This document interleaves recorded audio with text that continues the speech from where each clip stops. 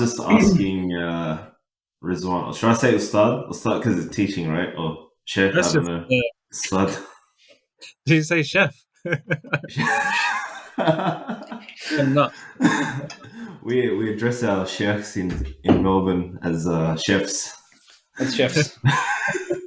And so you were saying, Amir Rahman, you're doing Eid, celebrating Eid together, is it? Yes, I know. We're not like, we don't know each other very well, just because I'm a disaster with socializing or meeting up with anyone. But it was really nice. We got to meet. We actually ended up having an Eid together, having a picnic in the center of Istanbul. Amr Rahman, the comedian Amr Rahman. Yeah, Amr Rahman, the comedian, and he came down. He did He did a tour after, what was it, like 7 or 8 years? The London tour, right? Oh no, was it in the UK? He did the stand-up shows? Yeah, it was in London. Yeah, it was in London. I don't know if it was in other places. So we met up very briefly then at one of his shows. But yeah, so he did a show. He did a podcast with you, Tanzim. Yeah, this was a long time ago. Great guy. I don't know. I don't know what he thinks of us, to be honest, because Maheen at the time, I remember, because I was meant to do that show with a friend, and he bailed. Sometimes my co-hosts just leave me hanging in the last moment, unfortunately. So alhamdulillah, Nadim's not like that though. And but and then I asked a friend, Maheen from US. He used to be with the Mad Mamluks, and now he does his own thing. So I got him to come on in the last moment, and we all did a podcast together. I think it was a bit early for Amir, wherever he was doing from, like in Istanbul. And I don't know, I didn't really talk about the episode afterwards, but the vibe wasn't there. I don't know why. I don't know if it, like, for the listener it comes across like that, but for me, like when I was talking to him, it just felt a little bit of a disconnect. But anyway, so after the recording, I think Amir found that, so Maheen had a lot of controversy because he interviewed Robert Spencer, is that his name? The Islamophobe, the racist the guy? Nazi guy. The Nazi guy, yeah. And then I think Amir found out, and Amir's like, what the heck is Boys in the Cave? They're like interviewing Nazis. I'm like, no, we're not associated with Maheen. He just happened to come on the last moment just to clear up the air if Amir checks this out. So, but anyways, yeah, I mean, Amir sounds like a great guy because, like, the stand-up stuff he did in UK, it went viral because it was about Palestine and all that. There was a lot of good content there. So. The thing, this is like, he's just, from what I've known of him, whenever I've met him, he's just a very smart guy and very sincere. Like, so that stand-up tour, he literally prepared everything, the jokes and everything, planned the whole tour like a couple of weeks before or something like that. It was just like the spur of the moment thing, and now mashallah, it's going viral as he does, and it's just because he felt he had to do something. That was it. He's a really, I've always had a really pleasant experience with him, with Amir. Yeah, Amir Rahman. Yeah, mashallah. I mean, this kind of segues. We don't want to make this podcast about Amir Rahman, but it's kind of interesting because you talk about what he's doing, it's art, and what you do is art as well in different forms and shapes, right? So I guess with Amir Rahman, like, I know that, like, with all the stuff that he does, like, he's been doing it, like, in the Australian local scene for a long time. He started a long time ago, so a lot of the Australian Muslim community know him really well in that regard. And in a lot of ways, I guess, within the Islamic or Muslim community, there hasn't been that representation, and he provided that authentic Muslim voice in the space that we live in, especially in the West, where our political thoughts or our genuine concerns don't get voiced. So he's able to do that in his own art form, in his own style. And what you just mentioned in regards to preparing just a week or two before, it's really interesting. A lot of people can just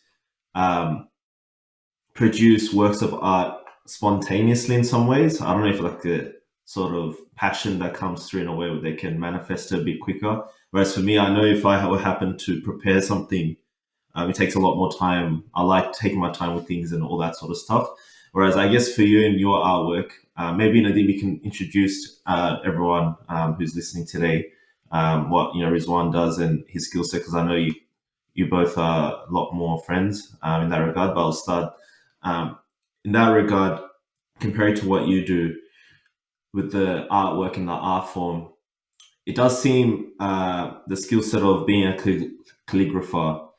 I mean, this is someone from the outside looking in, right? There needs to be a lot of passion for the deen. There also needs to be a lot of understanding. It can't just be someone that's understands Islam from a superficial lens, right? And doing the artwork. I feel like the people that have a lot more knowledge about Islam and have researched and are skilled in Arabic are able to represent or do better in calligraphy. I don't know if there's like a metric that you measure in that regard compared to someone that's just started out in that regard, right? It's not necessarily all about the art form in of itself and producing that art form, but also showcasing the passion through the works in the different types of styles and forms that you represent the art. But I'm just sort of coming up on the fly. I don't know what the real situation is, but yeah, Nadim, if you wanted to introduce Ustadh. Let me introduce Ustadh, because you're right. We go quite far back, and it's a wonderful story, actually. I think, anyway. I think we met first in around about 2015, 2016, thereabouts, and we started in the same Arabic cohort in what was back when it was called Ibn Jabal Arabic, which was quite well known in the UK at the time, at least. I don't know if it's had an international reputation, but it was known in the UK to be one of the top tier Arabic schools. We started in the same class, and I think we spent a couple of years, maybe just under a couple of years, studying in that same class, about a year and a half, maybe, or thereabouts, progressing through a couple of levels and doing an Arabic club, Arabic speaking club, and then sadly we lost touch. And then, alhamdulillah, we picked up again. So I picked up Arabic properly, formally again in October last year, because the brilliant brother who used to run Ibn Jabal and now runs Arabica, Rupon, he's now a good friend of mine as well. And I was chatting to him about my woes and my problems back then, and he was like, why don't you come and do Arabic? Come and do Arabic with us. Just come and start. And I was like, that's a really good idea, actually. And started, we jumped on an introductory call, and lo and behold, Ustadh Rizwan is there as one of the senior teachers. So alhamdulillah, we managed to reconnect again, and then he's been teaching me, I think, one of the levels now, level 4. I really, he's a brother I've got a lot of love for. And you can see he's progressed so far. We'll go into the journey, I think, in a minute, but he's progressed so far in Arabic and calligraphy as well. And I really wanted to bring him on the podcast to showcase that. So I think coming on to kind of what you were talking about, Tanzim, let's start with, before we get into your journey then, Ustadh, why don't we talk, it may sound like a dumb question, but I think it's always good to get these things clarified, right? What is calligraphy? What do we even mean by calligraphy? What is it? What is it within the context of our culture and religion? Yeah, I think rather than giving like any technical or academic definition that I'm not even qualified for, what I thought was just giving like an overview of the development of calligraphy, because it's an art tradition that actually started with the companions of the Prophet ﷺ, with the Sahaba, through the scribes of revelation. So I have some books. I don't know if it'll be good, like just showing you pictures and things and taking you through that. Obviously, before we start, the main thing with calligraphy, it's proportion script, and the focus is achieving beauty. And one of the aspects of it that has always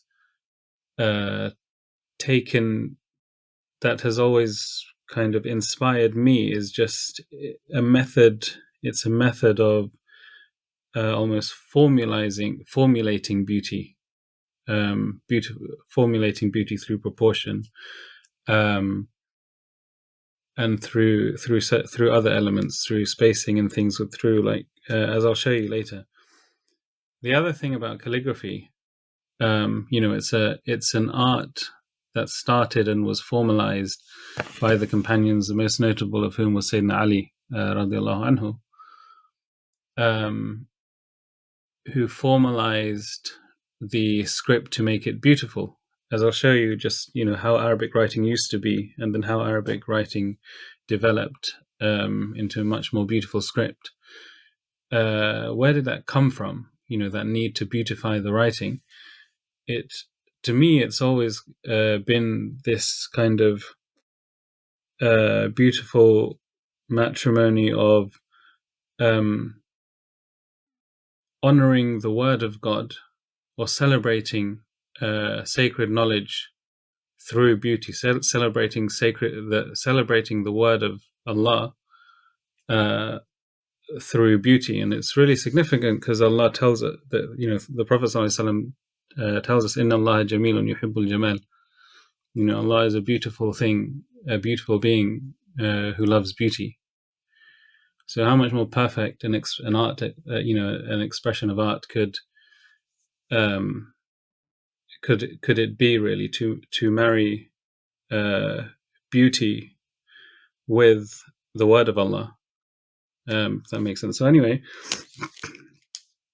I want to show you a development, like I said, kind of rather than kind of give definitions and things. So this is how Arabic writing started off. If you can see, it was a really rudimentary script from the time the time of the Sahaba, or the early Islam and earlier and before that, right? I don't know if you can see that. There is nothing, there's nothing kind of aesthetically pleasing, and there's no sense of harmony or anything, right? Anyone can see that. It doesn't need so much explanation. But this was the writing of the calligraphers, of the Arabs, right? And it might also, if I'm not mistaken, it was why there was actually some reservation from the Sahaba in the early days of compiling a book. A book, although there was writings and there were scribes for revelation, it was Sayyidina Uthman who compiled it into a codex, into an actual book form, all of the writings of all of the Sahaba. So from that we can see that's how calligraphy developed. From what I showed you, I'll just get some examples now. If you can see here, this is a page of an early Quran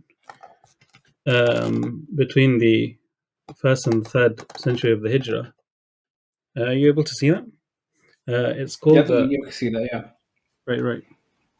It's called the Kufic script, because it originated from Kufa. Sayyidina Ali, I think he established the Khilafah in Iraq, in Kufa, and that's kind of where the script developed. This was not the script he developed. This is a more matured version in the first 300 years of Islam.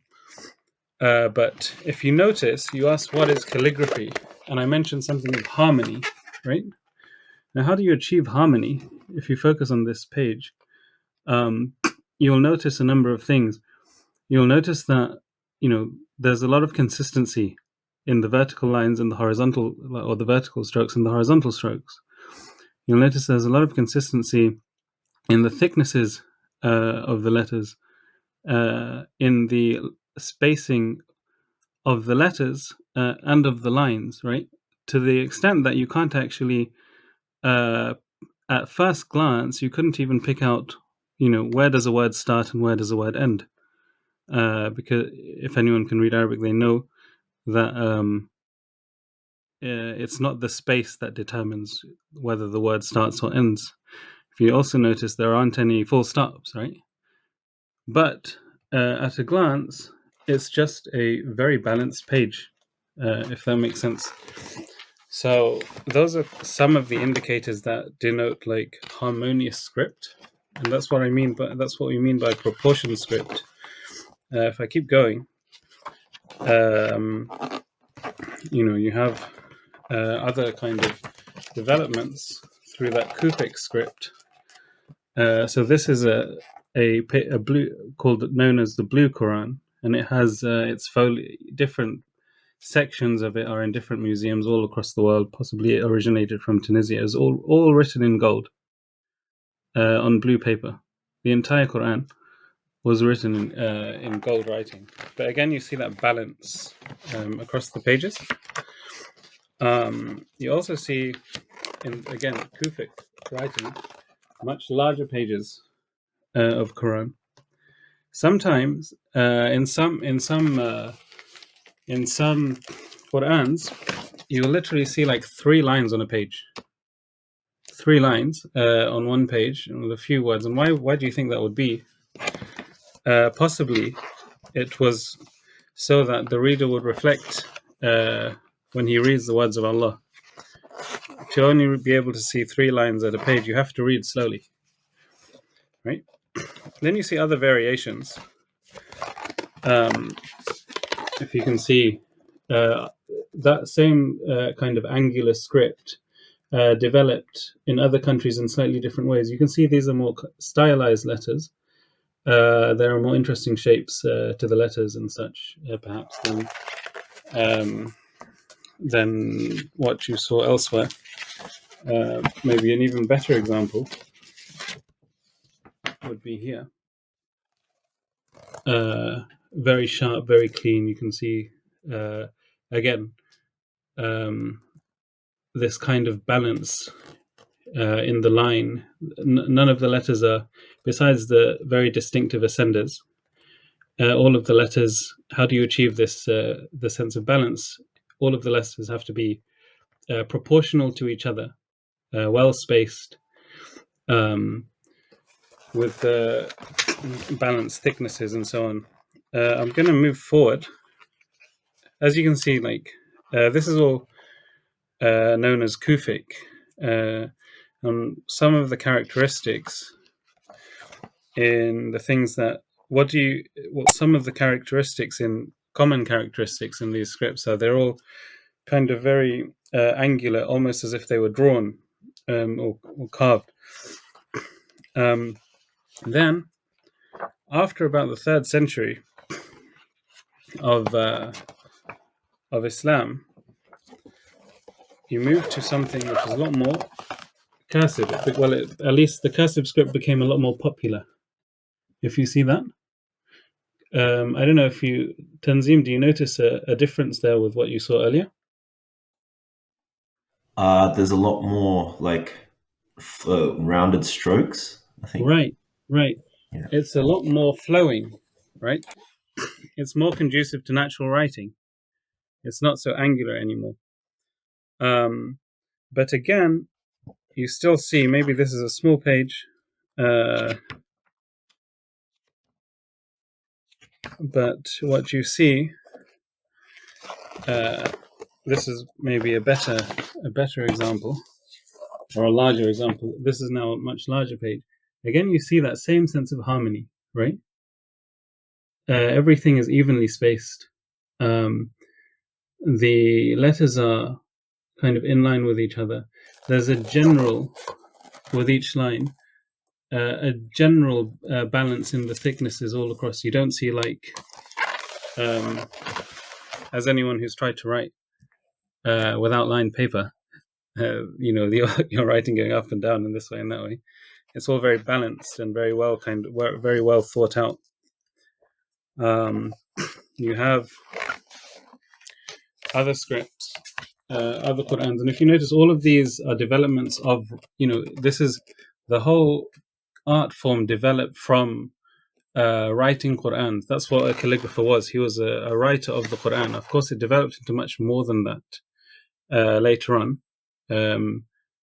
A scribe for the Sultan to write, title deeds and other things, and you'll see that even different styles of writing, different forms. You've seen 2 kind of main forms just now, but you'll see that later different styles of writing would be used for different types of texts, so that there'll be a style of writing like this writing here, which we call Rayhani and Thuluth, which will be used for the Quran.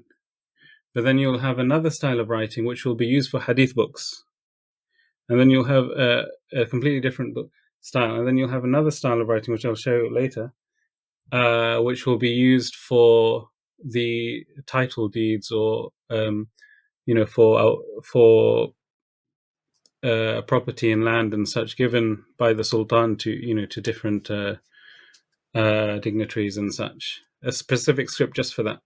So you'll have different scripts which will have hold different positions, even in court and such, right? Then you go on, and then so we've got another example here of a Quran written in gold, and you can see that the script over time it develops and it becomes more and more elegant as obviously the generations pass.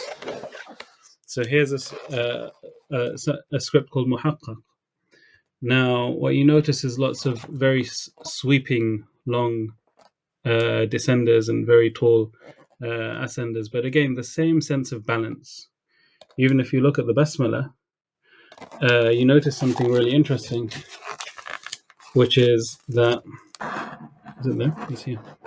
If you follow this line, it's not a straight line, it's a curve.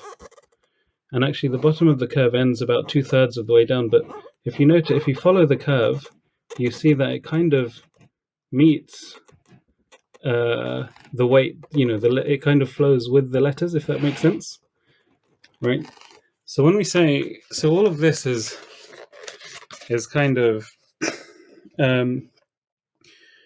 is an application of what it means, to be able to write, to master calligraphy. Of course, these examples are exemplars of calligraphic works. They're the best of the best who are writing the Qurans. But what's always kind of central is celebrating the word of Allah through beauty, and formulating beauty through standards and rules of harmony and spacing and relativity between the letters and such.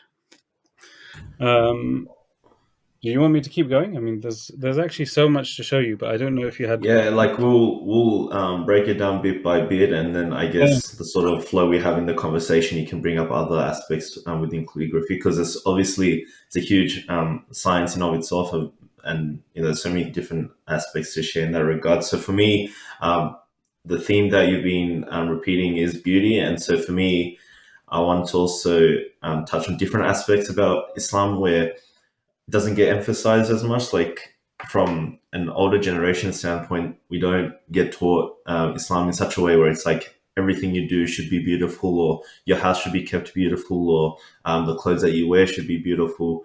And it's a big part of Islam. Like, yeah, people say that the Prophet didn't live in the best material conditions, even though that's not entirely true, because he had access to so much. Sallallahu had access to such wealth. In that regard, it's not necessarily like he Sallallahu chose to live as more so in a state of not living in materialism, because that was his Sallallah's requirement as the prophet. Because there's that hadith where Prophet said that he had a choice between, was it a slave prophet or a rich Nabi in that regard. Yeah, so in accordance to that, he lived in such a state. But that doesn't mean that, okay, us Muslims should be thinking, okay, we should always live poor and disheveled in such a bad state in that regard. Because Prophet even though he may not have spent as much in a certain time, money, there's hadith about Prophet spending so much on perfume, right? to keep himself clean and to not even just from his from a personal standpoint, but also it's a more of a communal obligation, right? You want beauty permeating, um, in that regard amongst your family when you're out and about in society, in the community. You want beauty emanating, right? And even just keeping the homes neat, clean, tidy, or even the dress that we wear.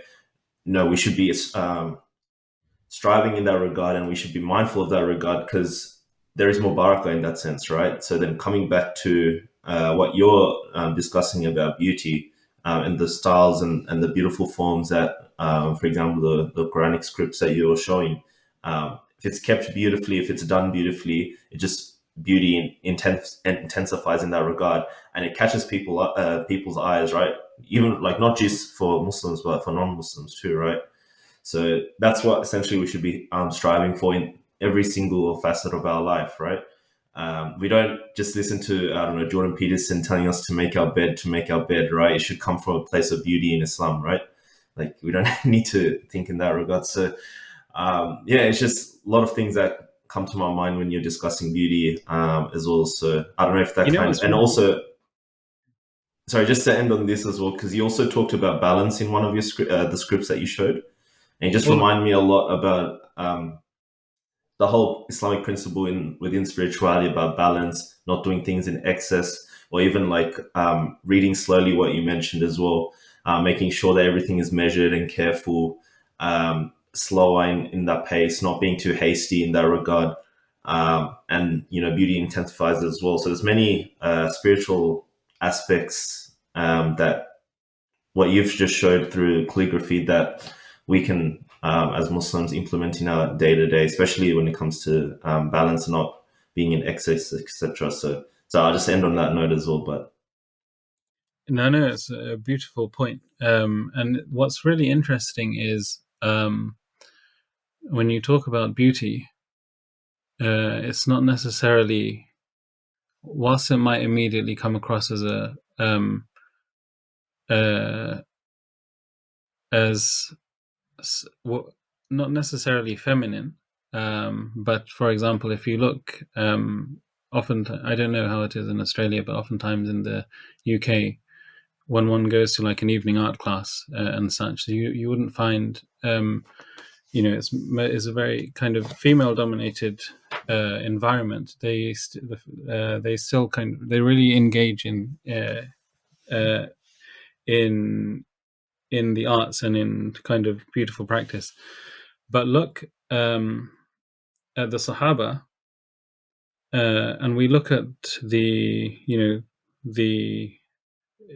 figures like Sayyidina Ali radiallahu anhu, who was amongst the greatest of warriors amongst the Sahaba.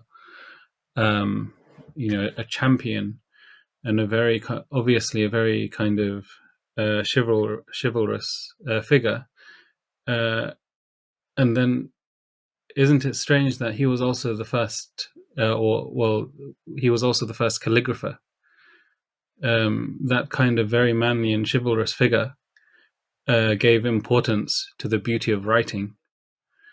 So beauty is so central to Islam, to the practice of, kind of for the practice of all of us. And of course, the Prophet ﷺ, as you said, he focused so much through his practice and through that hadith always kind of sticks in my mind. Inna Allah jamilun yuhibbul jamal. Nothing that the Prophet ﷺ said to us could have been unimportant, and yet there is this hadith, and all it's mentioning is beauty. The beauty of Allah. I remember and I know in some of our discussions previously, you mentioned a good handwriting was a sign of chivalry. It Yeah, I was mean, considered to be a sign of chivalry. look at Sayyidina Ali radiallahu anhu. He's kind of a very clear example of that. Okay. Yeah. Okay. So. sorry, can I add to that?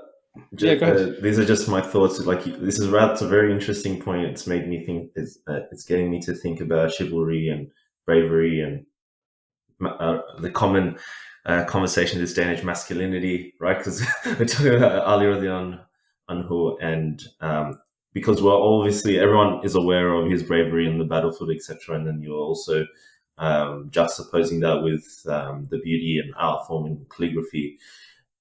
Because correct me if I'm wrong. Like from if you want to talk about masculinity, femininity, calligraphy may fall in the femininity sense of beauty art form. I'll give an Not that I'm example. not saying that.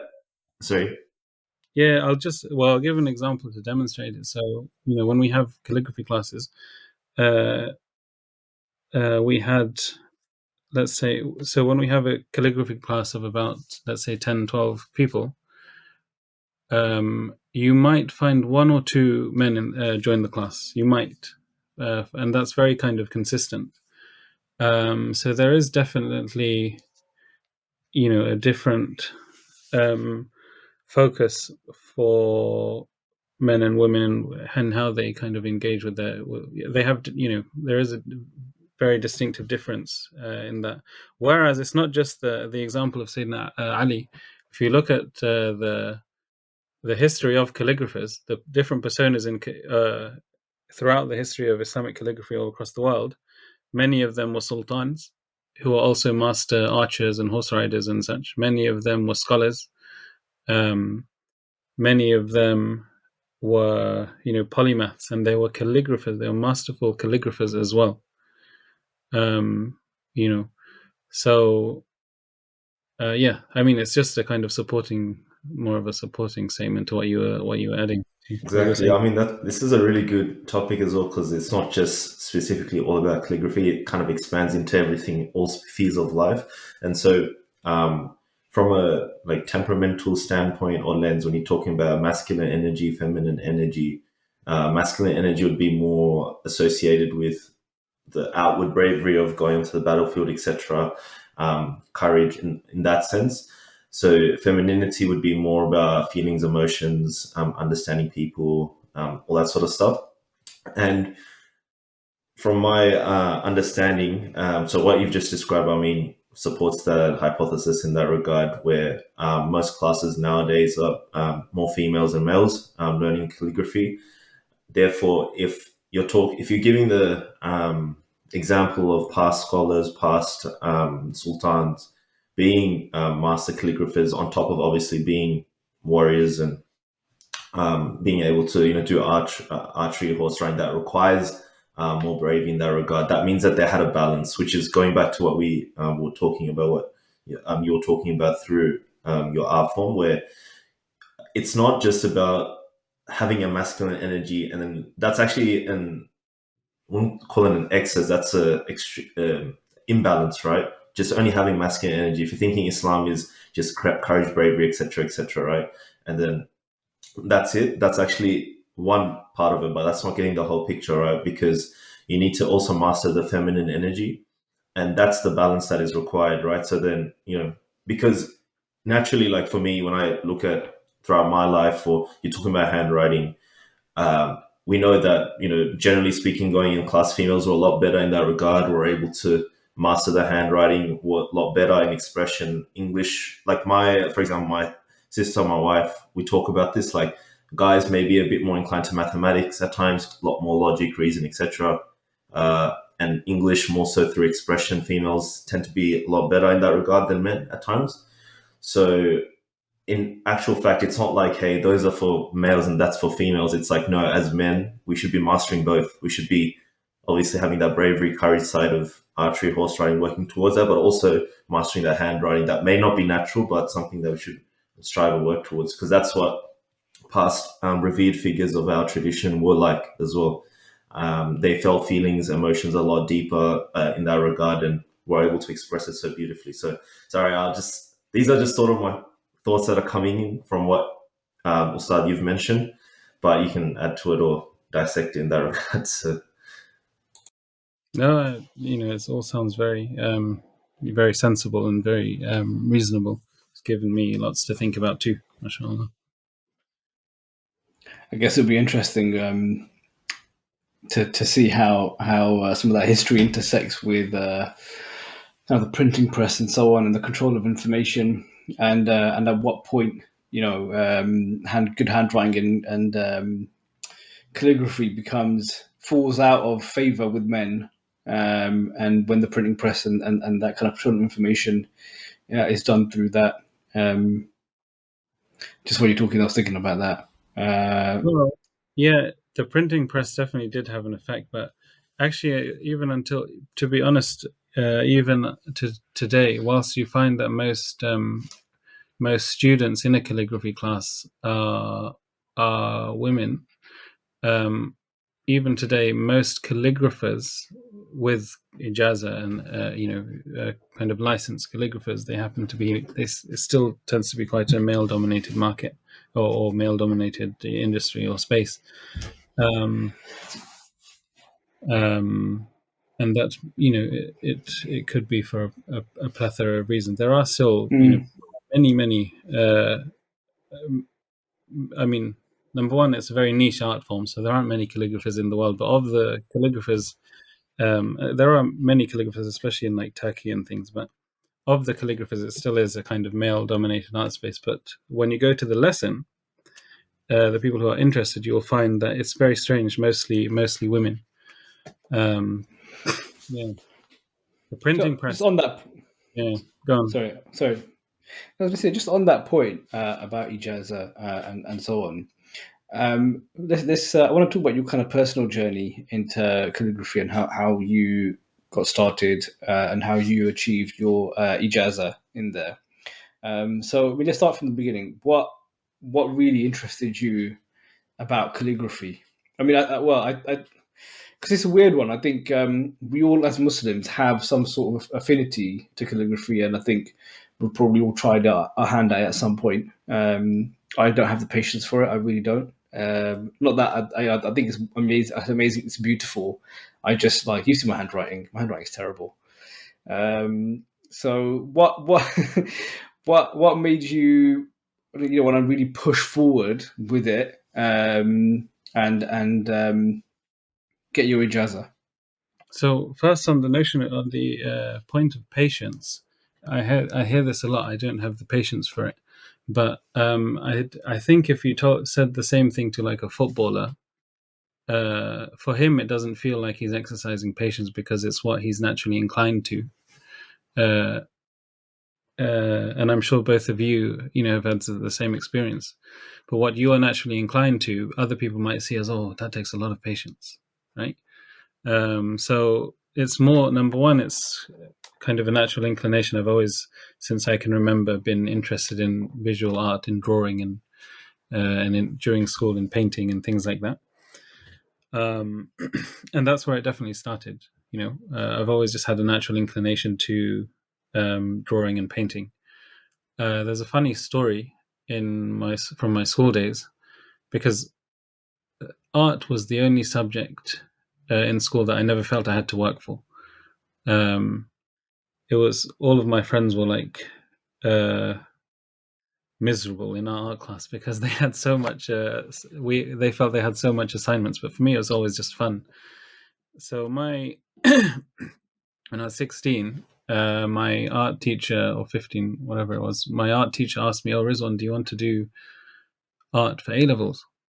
And then I said to her, "No, miss, I don't." And then she was surprised and she said, "Oh, why not?" "Oh, I want to become an accountant." "Oh, why do you want to become an accountant?" She I goes, "Why was, do you I want was, to?" I Yeah, was going to say, because when we first met, you were doing something completely. I don't know if you want to mention it, but you were doing something completely different. yeah, I will. I will. To It's in. So this is the to yeah. So I told her, "Oh, I want to become an accountant." Um, and then she goes, "Oh, why do you want to become an accountant?" So I tell her, "There's more money in it, miss." and then and then my teacher, Miss Barnett, she goes to me, "Rizwan, I want to punch you in the face right now." That was that. Why? I couldn't understand why, but my passion for the arts then was a hobby. I never saw purpose in it, and that's all it was. So that was my worldview. you go to into a specific line of work to earn a lot of money, and that's success. 2 years, fast forward a couple of years, the summer just before I'm about to start university, there's a short course, like a 2-day seminar at SOAS University. I wasn't going to SOAS. I was going to the University of Birmingham to do economics. But anyway, there's this short course at SOAS University for 2 days on Islamic calligraphy, an introduction to Islamic calligraphy. So my mindset was, oh, great, I can go to this 2-day workshop on Islamic calligraphy, or 2-day introductionary seminar on Islamic calligraphy. I can learn 7 styles of scripts and probably boost my skill set as a graphic designer later down the line, right? And if you saw the examples of the Qurans I just showed you, you can see how ridiculous an idea that would be to learn to master calligraphy over 2 days. I had no concept of what calligraphy was, right? No concept of the tradition, no concept of the history or anything. I just thought, oh, pretty Arabic writing, I can do that, and I can make nice logos Yeah, with it. yeah. I was gonna say. I mean, before I think we spoke about ijazah, and like I appreciated. Obviously, it takes a long time and patience, and there's probably some schooling involved. But I think the first time I heard that there was an ijazah for calligraphy was from you. I don't Uh, think I don't think I came across it before that. So and the first, I think I probably had the same notions. yeah, no, and that must have been in like what, when was that? Well, recently, I guess, then, or was that back in But yeah, 2015? it was. It might be, yeah, it might be first, yeah, 15, yeah, 2015 when we first met. Yeah, when you first you were talking about it. So I know we spoke about it somewhat back then. So here's the thing, right? The first time I learned that there was something of an ijazah and a pedagogy and a history was at that 2-day seminar. There was Dr. Bilal Badat who was giving lectures, giving talks and such over 2 days, right? And he just opened my eyes not to this entire tradition that started from the Sahaba and became kind of codified and developed into different styles across different regions and different periods. Um, the spiritual tradition of passing of mastering the craft and passing those skills on to the student, in a kind of almost practically unbroken chain, right? So much that I remember telling Bilal in those 2 days, I want to become a calligrapher. Like, that's what I want to do in my life. And it's really weird because 2 years earlier, Miss Barnett says, "Oh, I want to punch you in the face because because all I wanted to be was an accountant." So, what was the change? Why did in those 2 days? What was the turning point that made me decide from when I was 18 years old up until now, past 30? What was it that that changed art from being nothing but a hobby? It was this sense of purpose. And over those 2 days, I saw from Bilal, through his passion, and he's inspired so many. It's just the nature of who he is, Dr. Bilal Badat. I just saw that this is such a meaningful and purposeful art. The reason why I chose economics for university, by contrast, is because, number one, my brother did it. I didn't know what I wanted to do myself. And so I read like 1.5 books on economics, and I thought, yeah, this seems interesting, right? I didn't have a sense of purpose, right? That was my world, just like going with the flow of things. But it was strange. It was those 2 days, literally 2 days, that just changed my whole perspective on life. So I went to do economics at university. Let's skip over that whole period. And then I graduated, and I decided that I don't like economics, and so I got into like a graduate scheme in the tech industry, and I went into tech, and that's when I met you. A few years on, Nadim, I was in the Yeah, tech industry.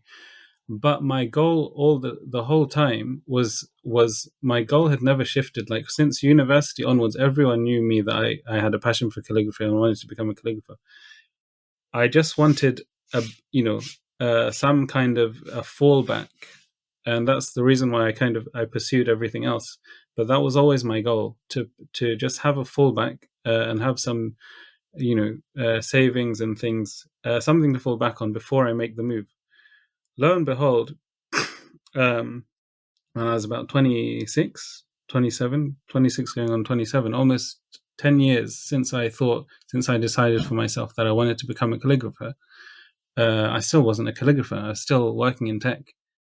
I had done a couple of calligraphy courses with my first teacher, Shariah Said, Islamic calligraphy courses. I had been practicing English calligraphy since then with another master, for a couple of years, but I still hadn't made the move. I always knew that I needed to go to Turkey because there's not really any opportunity here to study full time, to study with a master, full time. There is my teacher, and others, the kind of early generation of calligraphers who came here, but it was always difficult to find someone who would teach regularly, right? Who you can go to regularly for feedback.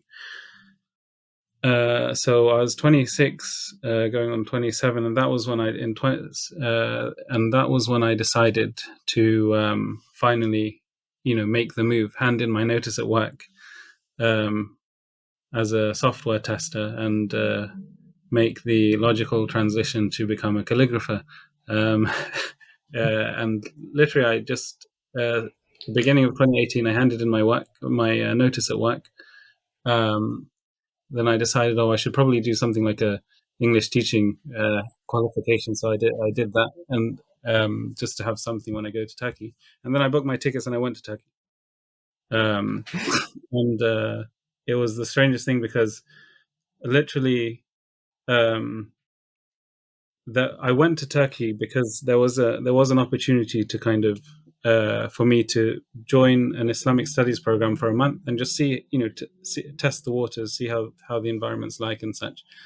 But even that Islamic studies program, it was organized in such an interesting way that it was just, I literally just had an anonymous email saying, come to, like, we've accepted. I knew because my friend, or one of my teachers, he kind of recommended me. He knew the people who organized the program. It's called Istanbul Introductions, but the email itself was literally anonymous, saying, come to Istanbul on, like, the 17th of July. We'll have someone to pick you up from the airport, and you'll have accommodation for a month. I didn't know who they were. I just thought, okay, fine, let me go. So I You literally make it landed in. you make it sound so shady. It's like it's proper undercover, like some mafia stuff going on. Because one of my teachers, I trusted one of my teachers one of my teachers, and he knew them. So that was all I was going on, just his trust, basically, right? But I literally went to Istanbul with nothing but a suitcase and a phone number of someone completely unrelated, right? Um, and that was it. So I landed in Istanbul. Alhamdulillah, someone did pick me up, and we did have really nice accommodation for a month, and it was a great course. Uh, but like, I literally started like that. I got to meet my calligraphy teacher, who was my first teacher's teacher, if you like. Also Bilal's teacher, Bilal, who was the first one to get me in. It just so happens that it all kind of came together like that. So I met Efdal Hoja in Istanbul, and I started training with him more on a full time kind of basis. I say full time. You meet the teacher once or twice a week, or depending on how many, wherever he's teaching, how often you want to try and see him. But your own practice. So when I started, especially, I was literally like, I would be writing for 6 hours a day, 8 hours a day, sometimes more. Because my mindset was, well, I've left full-time work, so I should just fill that space with writing practice, right? That's what I came here for. And yeah, 4 years down the line, in 2022, there's more details there, but alhamdulillah, that was when my teacher finally said, okay, you can write your ijazah. Ijazah is the license that I don't know if it's worth explaining. Ijazah, by the ijazah, it means a level of accomplishment, an authorization or a license. Oftentimes in any science, when an ijazah, it's the teacher that gives the ijazah, right? Whereas in calligraphy, it's the student that writes his own ijazah because he's the calligrapher, right? So, and then his teacher will sign it. That was in That's pretty 2022. cool. Yeah. There are so much more details and so many more like interesting things that happened throughout that time. But we can just go on and on and on talking about it. Well, I mean, is it worth mentioning some of your experiences there? I mean, I know. I mean, and the only reason I mention it is because I think where in the UK, I think I don't know what it's like in Australia, Tanzania, but in the UK, I think we're so fortunate now that so many people like Ustadh Rizwan have gone to places that are like just why would you go there sort of kind of like thing, right? To go and learn some really either obscure science or some knowledge that's really kind of only held in that area. And they've come back and brought it. And we have such a wealth of alhamdulillah, we have such a wealth of expertise now in the Islamic sciences because these people have gone, on an anonymous email from who knows whether they're going to get picked up or not, and end up and where they're going to end up. Subhanallah, and they've gone and learned and gained ijazah, stuck it out, and come back. And we're so fortunate now that we have that. That's right on our doorstep. And I think even as well, I think you're putting something together, aren't you, in terms of some calligraphy classes as well.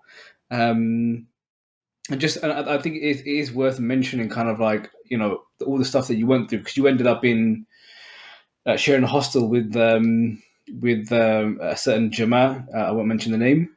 And not that they're going against them, but you end up with a certain Jama and hostel and all that sort of stuff as well, and went through quite some funny things with that as well, right? Yeah. So there were two kind of phases. There was one from 2018 up until COVID. I was living in a student dormitory. And then there was COVID, where I had to come back to England for 1.5 years, and there was kind of a stop. Or there wasn't so much progression. It was a very difficult period, COVID, when I was based back here. And then there was after COVID, where I went back to Istanbul to complete my tenure, my initial kind of training there. So before COVID, I was living with a student in a student dormitory. It would be like 4 beds per room, with just like university students, right? Because for me, wasn't there for like luxury or anything. I was just there to learn calligraphy. So I needed to save as much money as I can and just have very simple accommodation. And it was great. They gave us like breakfast and dinner and such. And then I could just focus on my practice there. Funny thing was, within like maybe 2 months or 3 months or something, I found myself like in 12 hours a week worth of Arabic lessons and Arabic classes. Right. My only goal to go to Turkey was to study Islamic calligraphy, and obviously, after the Ibn Jabal course, Nadim, we had a good foundation in grammar, but when it came to speaking, we were still very broken and such. Fun, but it's just strange because my intention was to go to Turkey was to study calligraphy. Within a couple of months, I found myself in like 4 lessons a week in Nahu, 2 lessons a week in Sarf, 2 lessons a week in like just speaking, and I also found, and it was also in the dormitory that I was staying, they section you into different. They put students with other students who are studying in the same faculty as them. So I was with the Ilahiyat students, the theology students. I couldn't speak English. I couldn't speak Turkish to them because I just come into the country, and they couldn't speak English to me because their English is taught terribly in Turkey, right? So all we had by way of communication was our broken Arabic. So then within like a very short space of time, I just found myself completely swamped in Arabic, and there are loads that.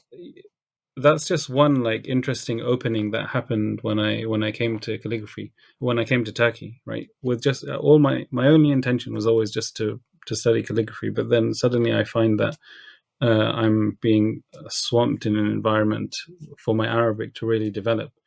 It developed a lot more than my Turkish, actually. My Turkish is terrible, even now.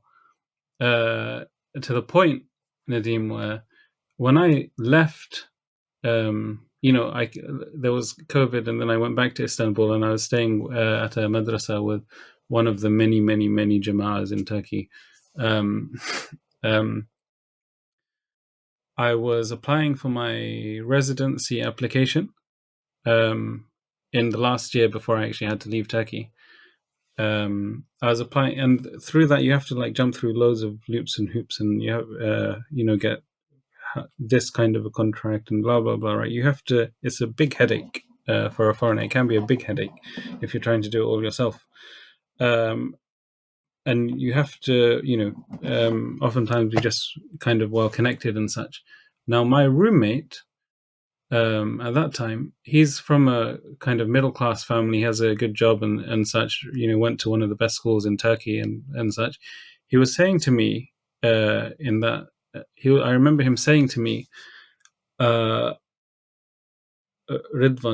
they say in Turkey, he said, Ridvan, I'm really surprised. I'm a Turk, I've grown up in Turkey all my life, and even I don't have this many contacts. I don't know as many people as you in Turkey. And then it's just hit me. It really struck me. It really humbled me, because I thought in that moment, wait, I came to Turkey with a suitcase and a phone number and an anonymous promise that I'll have accommodation for a month. And now my roommate is telling me this. It's like, it's just like maybe it really puts together just how much how many openings there are, innumerable openings there are when you which you never really which I never really realized. And maybe it was because I don't know why it was, but it was just kind of, I don't know how to describe it. It's just something that one can only be When you, extremely grateful for. yeah, so when you tread that path, right? When you tread that path to some Islamic art or science or some sacred knowledge, Allah does open so much for you, doesn't He? Jalla Jalaluhu. My example is just one example, but if I look at all my friends, my expat friends who all came from America or Europe or wherever to study sacred knowledge, right, to join the institutions of knowledge, studying like 17 subjects a week, which is just insane, right, over 5 years. And their stories, many of them are even more incredible than mine. And one example, whereas my own example, who knows, all I can be is grateful that that whole path was just almost laid out for me. When I look at my friends, so many of them, it really does give me that certainty of what you said, Nadim, that when me, I don't know, did I go on this path just because I wanted to have fun, or was it for another purpose or whatever?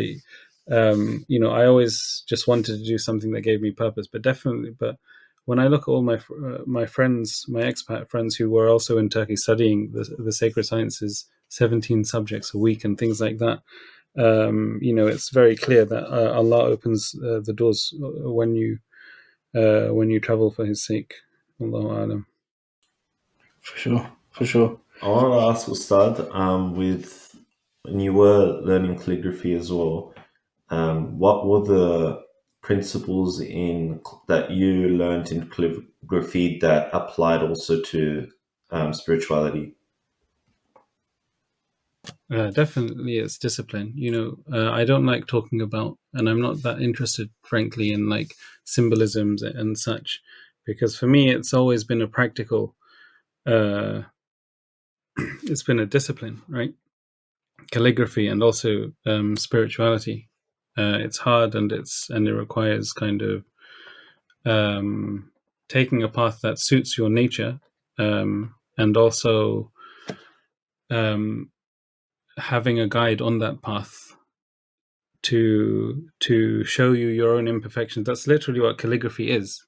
You go to the teacher week on week with your best work that you think you've produced, you thinking you're a masterpiece, and in less than 5 minutes he totally destroys it with lots of red markings about how this could be better and that could be better and this is too large and that is too large. In less than 5 minutes, your masterpiece that you came with, that you had been practicing with hours and hours and hours and hours throughout the week, is just like broken down in a few minutes. The amazing thing is, Tanzim, is after the ijazah, are you a master? No. My teacher, who Afdal Hoja, who has been teaching calligraphy for over 30 years. You know the clock tower by the Kaaba? It has different panels of calligraphy at the top. One of those, a couple of those panels are his design. He's definitely one of the kind of more senior calligraphers of today and such. He still shows his works to his teacher, Hassan Chalabi. He still comes and shows his works to get feedback from his teacher, right? So that practice, there's nothing.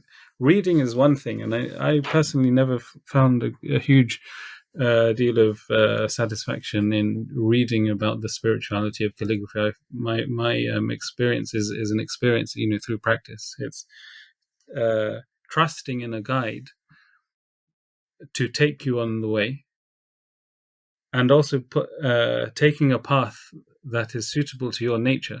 You can't, it's very hard to train yourself in a way I can't train myself to be a footballer. I just, I can't train myself to be a mathematician. I know that I would struggle studying 17 subjects, different sciences in a week, because my interests are very limited and are very limited.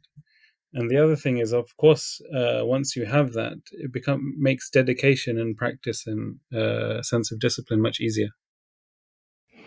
I want to pick up one thing. Sorry, you're finished. I'll just add to that. There's a really interesting thing. I'm not a carver. I'm not a wood carver or anything, but I do know carvers. And there is this one man who Hosamatin Hoja, who lives in Istanbul. One of the senior, he's a master craftsman, right? And he said something to me really interesting, that when you're carving wood, you can't just carve any way you want. You have to carve in the way that sometimes you want to go one way and the wood just won't cut, right? It's as if it's showing you which way, how you can cut. Even when it comes to carving wood, you can't just do whatever you want. You have to go with the grain of the wood and with the nature of the wood. And I do think that is a necessary kind of thing to consider in one's spiritual path. What is it that suits his nature? Sure. I want to pick up one thing you said about how your teacher still shows his work to his teacher. The first time I came across that as a concept was with Ustadh Bilal, right? Who was our first Arabic teacher. And I remember him in one class, he was saying, something to the effect of, I'm going to speak to my teacher about some question that someone had. It just blew my mind. I was like, this guy is teaching us Arabic, and his Arabic was tremendous at the time, and just the fact that he was going to speak to his teacher it kind of like blew my mind. And even now, my Quran teacher currently, who has ijazah in all the 10 riwayat, he's phenomenal, mashallah. He still has teachers he reads to regularly. So it's really, really reframed for me, not just spirituality, but knowledge as well. And I think actually both go hand in hand, actually, having said that. in that it is a constant pursuit. It's a pursuit from cradle to grave, right? Literally, you can learn and learn and learn and continue to learn, and there will always be someone better than you that you can learn from and take from. And that spiritual element for me there is that I think, in the Western academic traditions, not always, but I think there's a very set period, right? That your BA is 3 years, your master's is a year, your PhD is going to be 4 years, etc., etc. And then you may do a postdoc and do some specific research. But it's always in the pursuit of some sort of career or some sort of end, where you will stop learning. Where I don't think that we have that concept, or should have that concept, in kind of Islamic knowledge and Islamic ulum. Taz, I don't know if you want to say anything on that. No, I mean, I'll hand it off to Ustad if you had anything. There's something. Oh, by the way, the Ustadh Bilal that Nadeem mentioned is different to the Bilal who got me into calligraphy. Two different personas with the same name. Funnily enough, Nadeem, Bilal, who got me into calligraphy when I was 18, is also a student of Ustadh Bilal. He also did it in Jabal. I think you mentioned this. Yeah, I think you mentioned this. Yeah, it's really interesting. That's so freaky. A long time Such a small world. Yeah, it's crazy. But you know what? There's something interesting that that Rupon said. Our common friend. He said he's very into his fitness, right? And he said that he was talking about old age, and he said that in old age you shouldn't be. There's no. It doesn't. You shouldn't. If you live a healthy life, you shouldn't be frail in old age and suffering from all these kind of illnesses.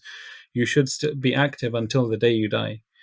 That and there are, in other parts of the world and who live more other lifestyles, really people, even in our local community, we've seen that.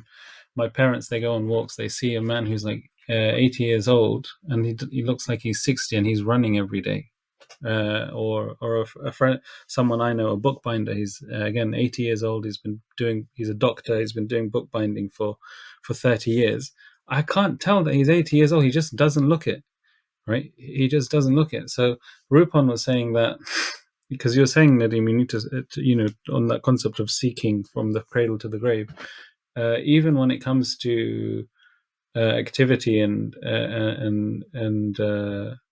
work and fitness and such. He was saying when you reach, even in old age, when do you stop becoming mobile? It's just the moment that you die. Yeah. Yeah, interesting. Yeah. I want to come back on. No, it's really interesting. I'm sure we can carry on talking about this for hours. I want to come back to specifically calligraphy. You mentioned your studies and how far it took you, how long it took you. So I want to kind of ask about what it takes to obtain an ijazah in calligraphy, right? And what kind of work you have to put in, what concepts one might learn while pursuing this ijazah, how long it might take, and if anybody wants to get started, where can they get started? So the question that my parents always asked me whilst I was in Turkey is, when do you finish your masters? And because that's what they thought, that there was like a start and an end date. I wasn't doing a master's, right? Achieving. I still get that question, by the way, about my PhD. And I'm like, no, I still get that question about my PhD. When are you going to finish? I'm like, don't know what to tell you, man. Don't know what to tell you. That was Sorry. the question I used to get asked. But look, your question, how long does it take, and what do you need to kind of achieve that and such? I'll start with the answer that Eftal Hoja, my teacher, always used to say. The only answer I've ever heard him say when people ask him, how much practice do you need to be doing in calligraphy? And I've only ever heard him say, you need to have fun. right? It goes back to, and for me, that goes back to what I was saying about choosing something that is natural to you, and because then it's not a matter of patience that everyone else sees it as. And then the other thing is, the harder aspect of it is you can't aim for an ijazah. It doesn't make sense, right? Because it was never, because you're number one, there's a relationship of trust between you and your teacher to take you along the way, but at the same time he never promised you to give you anything, right? You're the one who made the decision to study with him. um, and it's his prerogative, it's the master's prerogative. That is definitely one of the hardest aspects, but and the other, and that's why it really goes back to what I think, that goes back to what Afdal Hajar always says: you need to have fun. Because if you're aiming for the ijazah, it will be nigh on impossible to endure for years, right? There is one student, some people take a short number of years to before their teacher gives them the ijazah, and there's no standard. It's up to the teacher. So it's really you have to choose who you trust and who you admire. But some calligraphers, some students, they get their ijazah after a short number of years.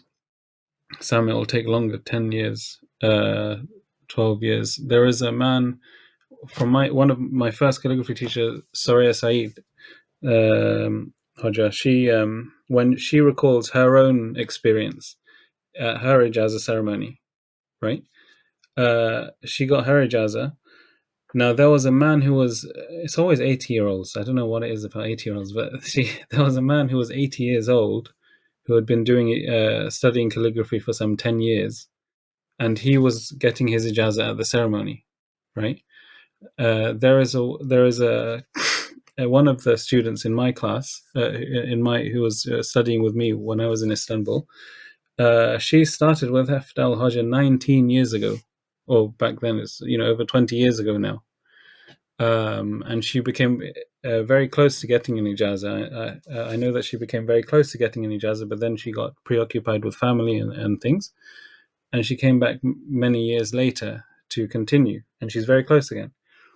It really, there's no time limit, especially if you have your other commitments. Most students, they have full-time commitments. It's not easy for everyone to just go and leave everything, right? And just focus on that. So whilst it's good to have an aim, one needs to just enjoy the journey and find fulfillment in the journey. I don't want to give like a specific number, because people often kind of think, oh, there's X number of years. Often people hear like, I've seen that people hear this, 5 years or something like that, but it's not true, because within 5 years, or within 7 years, or within 10 years, there might be people who are studying, who are practicing many hours a day. Bilal, right? Bilal, when he first started, when he first went to Istanbul, long before me, when he first came to Istanbul, he was doing his PhD in tandem with his calligraphy training. He would be writing from 7 a.m. to 7 p.m. Calligraphy practice, and then after that he'll be working on his PhD thesis, right? So to say like, and he did actually, mashallah, get his ijazah in 5 years, like, but to say that, to put a number on it, I think, a number of years, it really doesn't mean anything, because actually it will depend on the number of hours probably, and how can you count the number of hours over such a long time? It's next to impossible, right, Nadim? So forgive me for not giving a clear answer, but I think if one No, focuses on the time, now, of course, one should have an aim. But if one's goal is, I need the ijazah in X time, I think he's going to struggle. I don't think that should be the right goal. no, I think that's a wonderful answer. I think that's truly a great answer. I think, yeah, I think in terms of my own studies, Quranic studies in particular, the motto I have is shay'un for shay'un. You're going to do it eventually, but just continue to do it bit by bit. right? And it's going to take as long as it takes for you individually. As you say, someone may do it in 2-3 years, someone may do it in 10-20 years, but the point is to continue to progress and continue to learn, right? Rather than say make the goal the ijazah, the piece of paper. Definitely, and you only achieve that through that a strong trust in your teacher, and a strong, having a Yeah. close connection, close contact with your teacher. Yeah, definitely. Okay. Good. Sorry, You know, Tanzim, do you I wanna... wonder. there's a funny. Oh, I was going to say there's a funny. My friend, he's kind of very close to the mashayikh in Istanbul, and he works a lot, and he kind of manages many projects of theirs and such. He's very close, mashallah. He's in an incredible position where he's kind of working with some of the top scholars, particularly amongst the Syrian community in Istanbul. Anyway, so naturally people call him for advice on seeking knowledge, right? Random people. One guy called him one time, and he said, he was asking him about joining the institutions of knowledge, the Alamiya programs and stuff. So my friend asked him, "Look, why do you want to do an Alim program? Why do you want to go on Talab Ilm? What's your intention?" And the guy just said, "I want to become a sheikh." Right? Like that was it. He just wanted to become a sheikh. Why does one need to? It didn't really kind of add up. What is it for? Is it really just if one's goal is just the status, the label, then it doesn't really kind of mean, I don't know. It just that journey becomes devoid of a lot of meaning. Yeah, and I think as well with intention, it's really important. Obviously, somewhat of a pillar in our faith. Having to, it's very uncomfortable sometimes. Like we fixate on the physical and actions, and we go about our day, do things, do that. It's very action based, and kind of goes back into the masculinity energy side of things, where it's more about doing and all that. But when it comes to spirituality, reflection, introspection, and all of that is probably under the umbrella term of intention, or falls under intention. Having to really reflect on the purpose of doing a certain action, especially when it comes to our faith.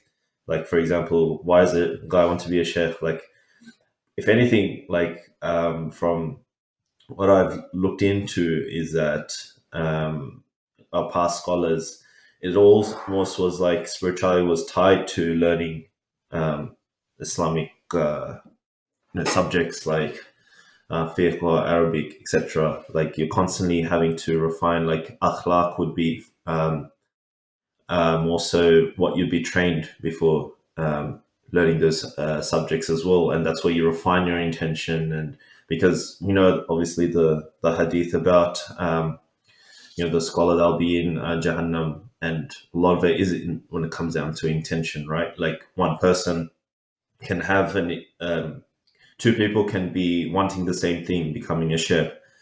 What differentiates both of them is the intention. One might do it for the status, and another one is doing it because they want to really get closer to Allah, right? And upholders Islamic values. So I assume, like, obviously all the themes that I've mentioned goes into calligraphy, and what we also discussed about emanating the tradition and making a living, breathing tradition in that regard, and bring it to life through beauty and forms as well. So I don't know if you had anything to add to what I just said, but I also wanted to ask, like, I know before you asked about different, like you went through almost like the history of calligraphy of the different Quranic scripts and how they morphed into different styles.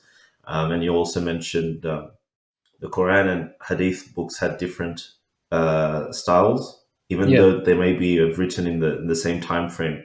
Yes. What was the reason behind that? Because you'd think, I mean, to a novice like me, would think like, oh, it would just be all the same styles, right? Of that time, because that's just the time that they were in.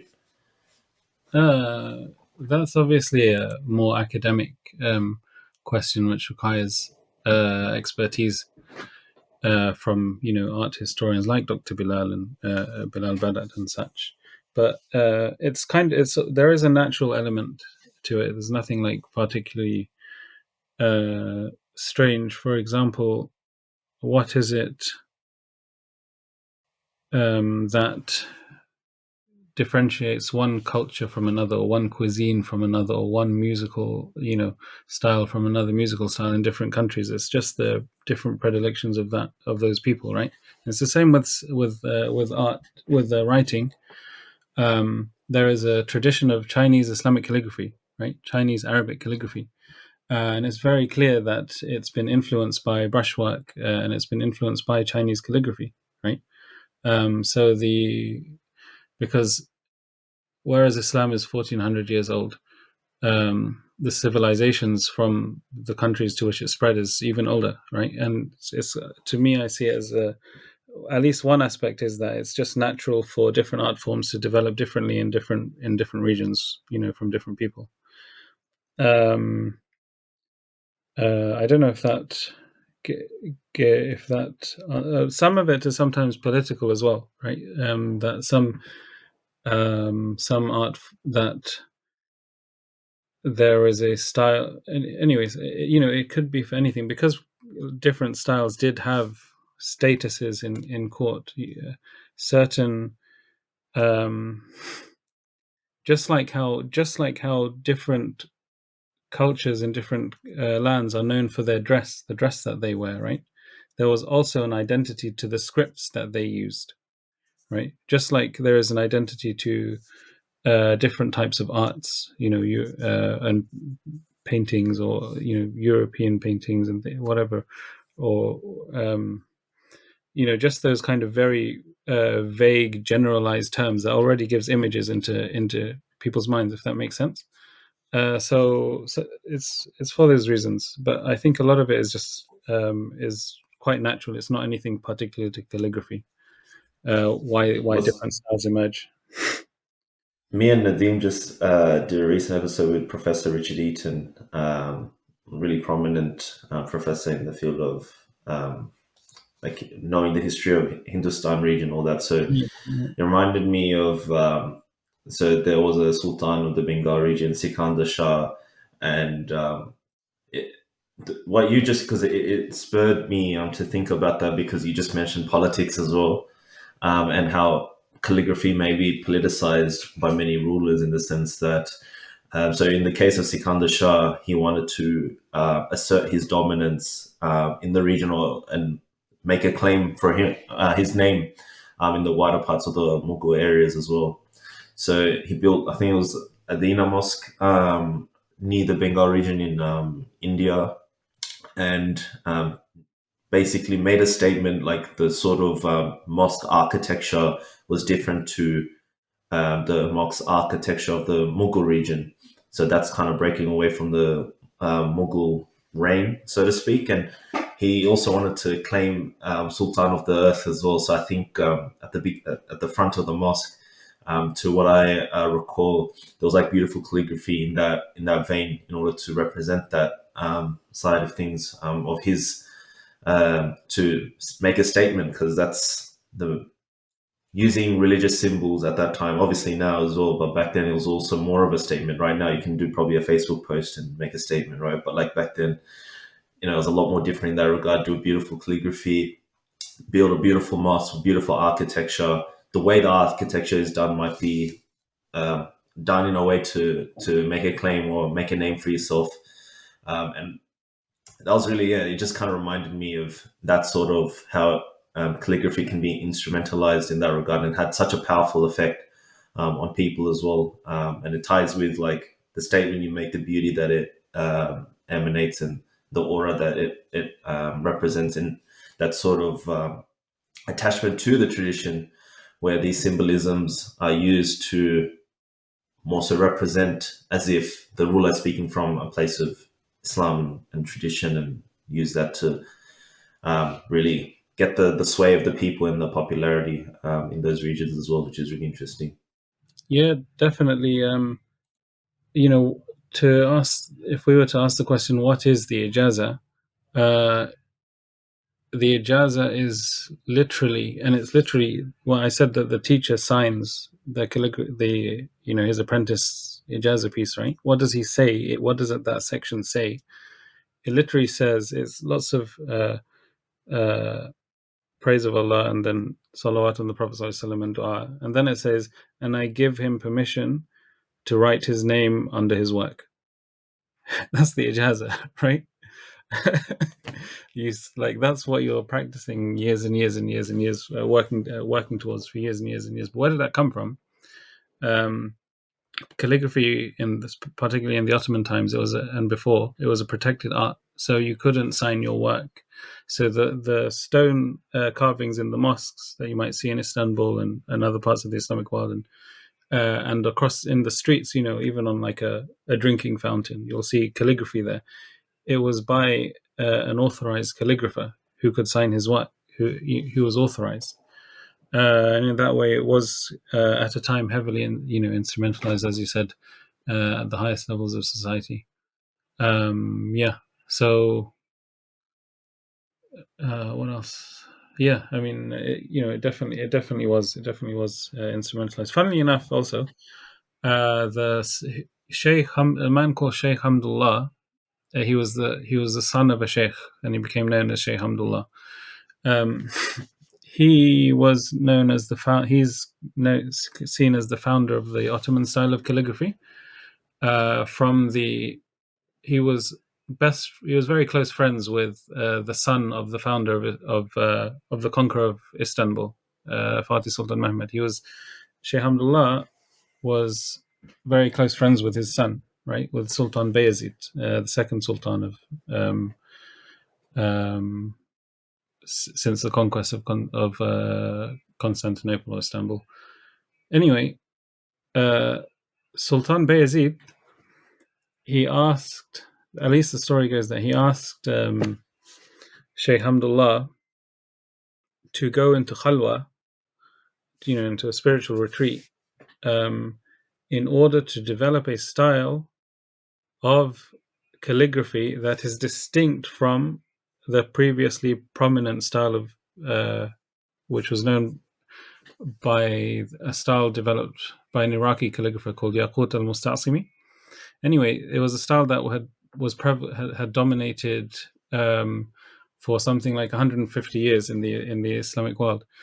So Sultan Bayezid asked his friend, calligrapher and teacher in calligraphy, Sheikh Hamdullah, to go into khalwa, into a spiritual retreat, to develop a style that can be seen as an Ottoman style. It gives again, it's something that does support everything you were just saying about that. It's interesting how halwa is tied to, like, they're aware the rules of that time, that calligraphy is tied to halwa, which is tied to spirituality. That link is there already. Yes, yeah. As I said, lots of the ulama were calligraphers. Lots of the, when you look at the personas of people of those times, and how they all also had a spiritual guide and things like that. I do wonder just how was what did spirituality mean, and how was it practiced in society in those times? Because how do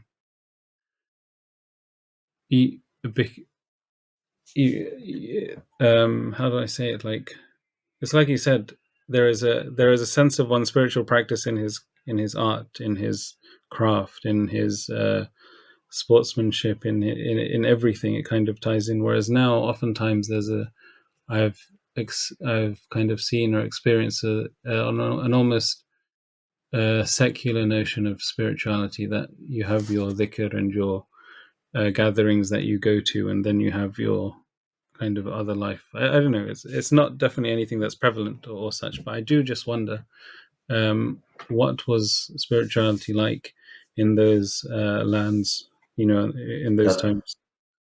that's really interesting. You actually mentioned that it's almost like that spirituality is secular, where you have your work and stuff there, and then you have your spirituality over there. Obviously, there's morning litanies, afternoon litanies that we should recite in that regard, but the craft and your work you do throughout the day, there should be a level of spirituality intertwined to some degree in whatever you do in life, right? And obviously, it's not going to come as easy, natural, because we live in that capitalist world and we have those capitalist jobs. So it's trying to uh, devoid us from that spirituality that we're trying to attain and getting closer to Allah. But yes, it's difficult to do that, but we should try to find ways to be able to do that, which is, yeah, I mean, it's not easy in this current day and age, because I think as a result of the system that we live, we have to find the spaces to really attain that spirituality that we seek in regards to our relationship with Allah. But it's really important, like even locally in Sydney and Melbourne as well. There's a really good, I'm close with alhamdulillah, like Ahmed Karat from Maidan Archery Club. And so for me, I know a lot of, I've had a lot of WhatsApp debates with brothers about, the whole notion of, okay, bringing back Islam from the past, like bringing activities from like the past that we don't do now. Like, for example, archery may not be as popular growing up, living in the West, and might just be playing football or soccer or whatever, right? And similarly, what's really fascinating is that when we play those sports, we just play it from a physical standpoint, right? But and I have done archery in the early days of when I was young, when I went on school camps and stuff, and you just kind of shoot a bow and that's it, right?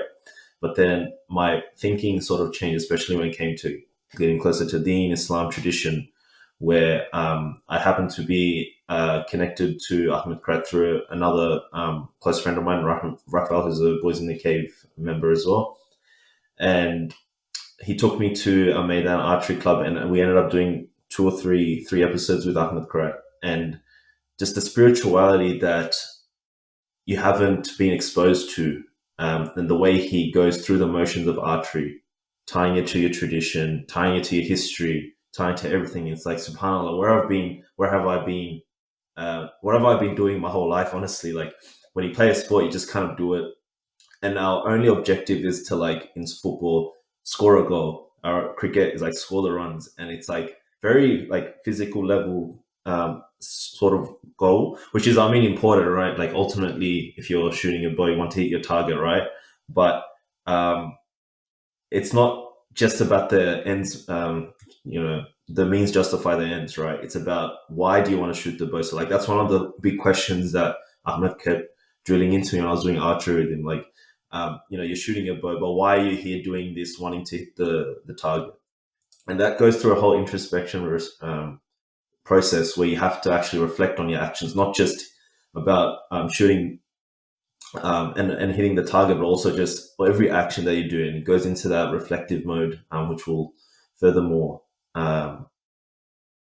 enhance your spirituality in that regard. So for me, when I learned all that through just doing archery with him, I mean, I've only done a few workshops, so I'm not like regular archer type, but only just those tools that he gave me in those sessions that I did, it really opened my eyes to, like, because I play a lot of cricket, so that's the sort of hobby that I do in terms of sports, and that made me really reflect on taking those transferable skills within spirituality and infuse it into the more common sports that people play within, our day, and especially in Australia, we play a lot of cricket.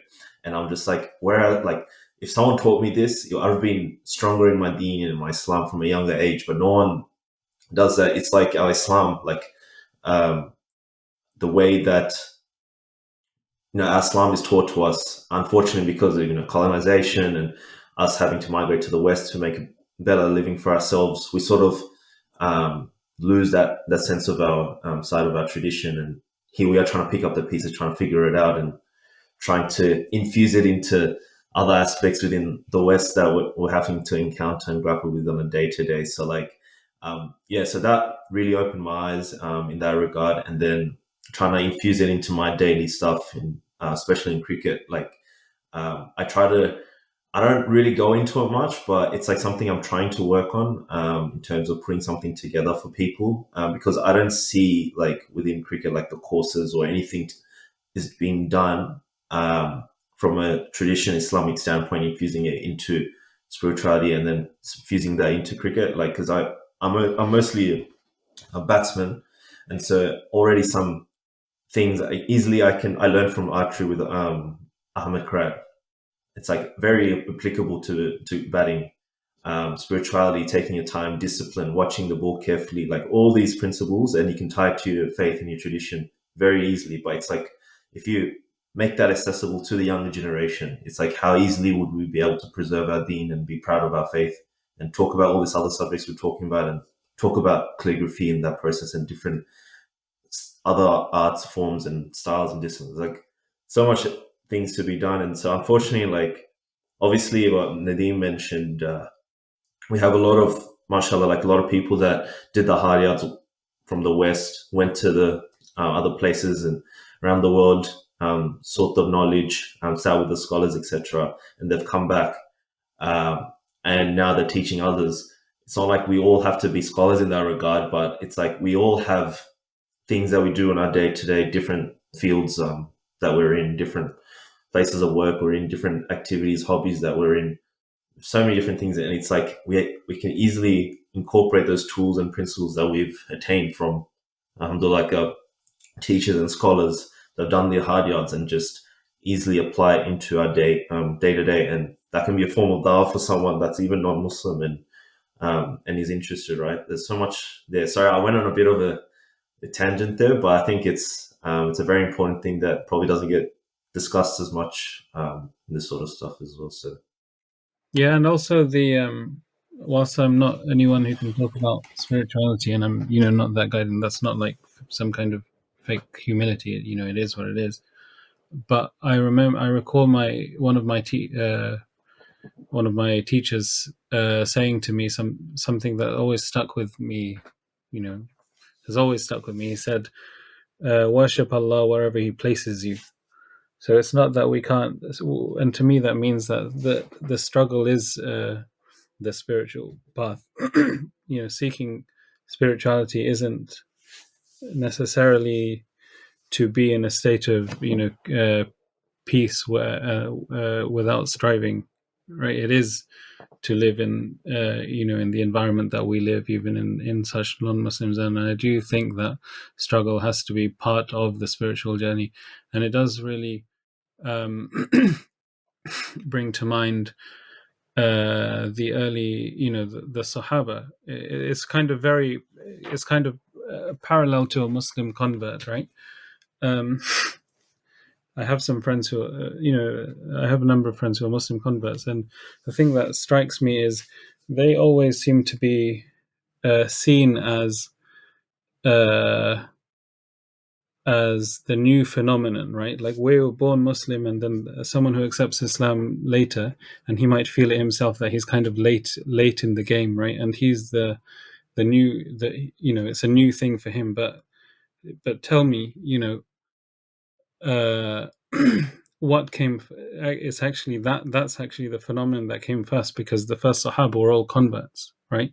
They were all grown men who didn't have much knowledge about, who all had to learn late in. A lot of them had to learn late in their lives, and they were the Sahaba. They are the best of the Ummah. So the spirituality, I think, comes in the struggle, right? If that makes sense. And I'm just using the analogy of the convert. A convert Muslim is, to me, very similar to gives me a really clear window into what part of what it might have been like in those early days, because he is like them, the one who has accepted Islam late in his life, and he, like them, is going through struggle. So, and like, and it shows me also that when we talk about spirituality, it's not necessarily one's how one how one kind of traverses that path or advances. To me, I don't believe it's necessary. It's dependent on how much one knows, or how, if that makes sense.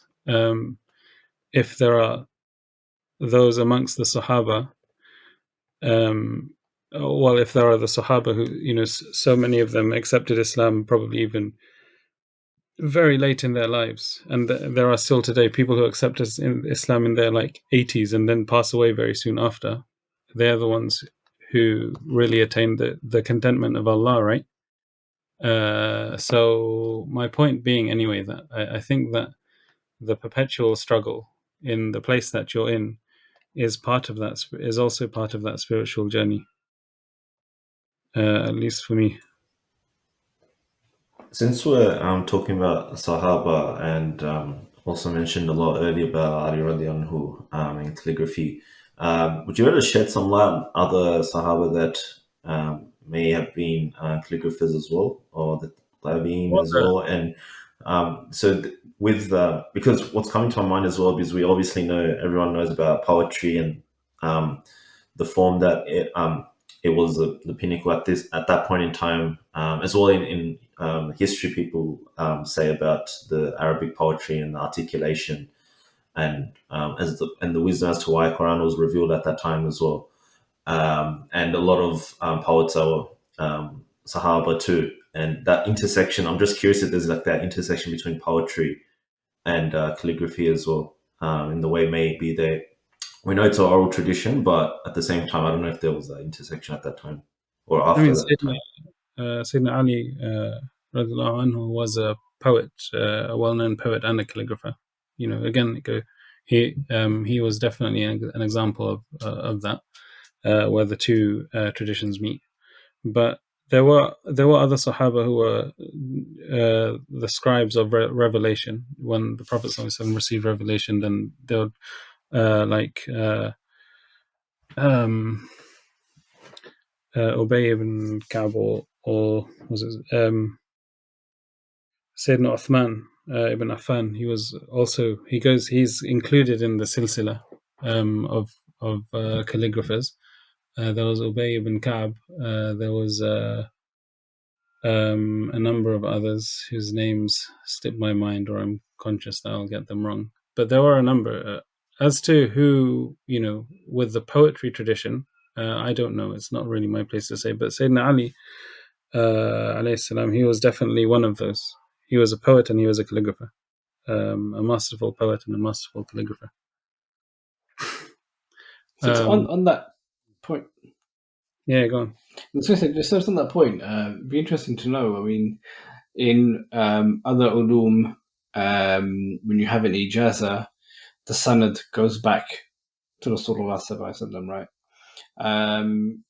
Where does the sanad for your calligraphy? Where does that ijazah go back to?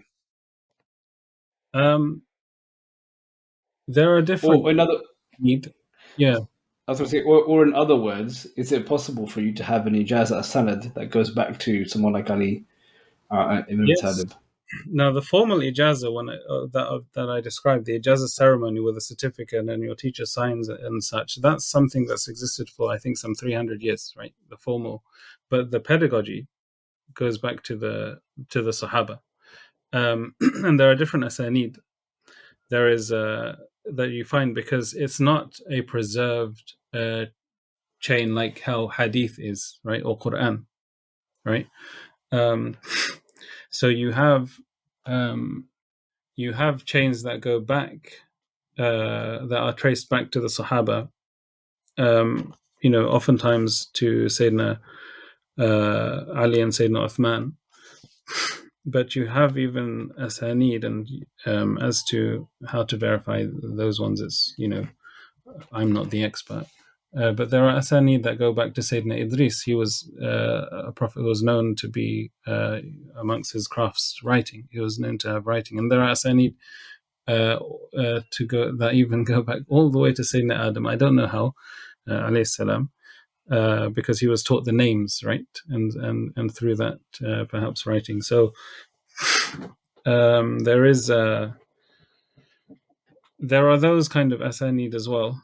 Now, I think the main takeaway is that it is a connected tradition, and it has always been a connected tradition. But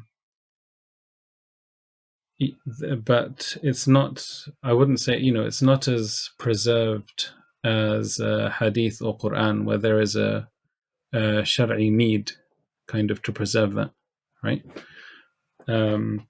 Yeah, but it's also, now you see that there is, because there have been calligraphers in the past who were so masterful, like Hamid Aytac, right? Hamid Aytac was the last Ottoman calligrapher. So he was born in the Ottoman times, and he passed away afterwards. He passed away in something like 1985. So he is Eftal Hoja, my teacher in Turkey. He's my teacher's teacher's teacher, Hamid Aytac. Hamid Aytac's story, he learnt calligraphy himself, right? Because he was around that whole environment in Istanbul where you see calligraphy on the walls everywhere you go. So he was a master at a very young age, and he did kind of take training through masters afterwards. But he was one of the few stories of a calligrapher who kind of was able to teach himself. Nowadays, however, you get a lot of people who say, "Oh, I'm a self-taught this, I'm a self-taught that," right? It's very different to the example of Hamid Aytac, who lived in an environment that facilitated that kind of mastery. But to claim that one is kind of self-taught now,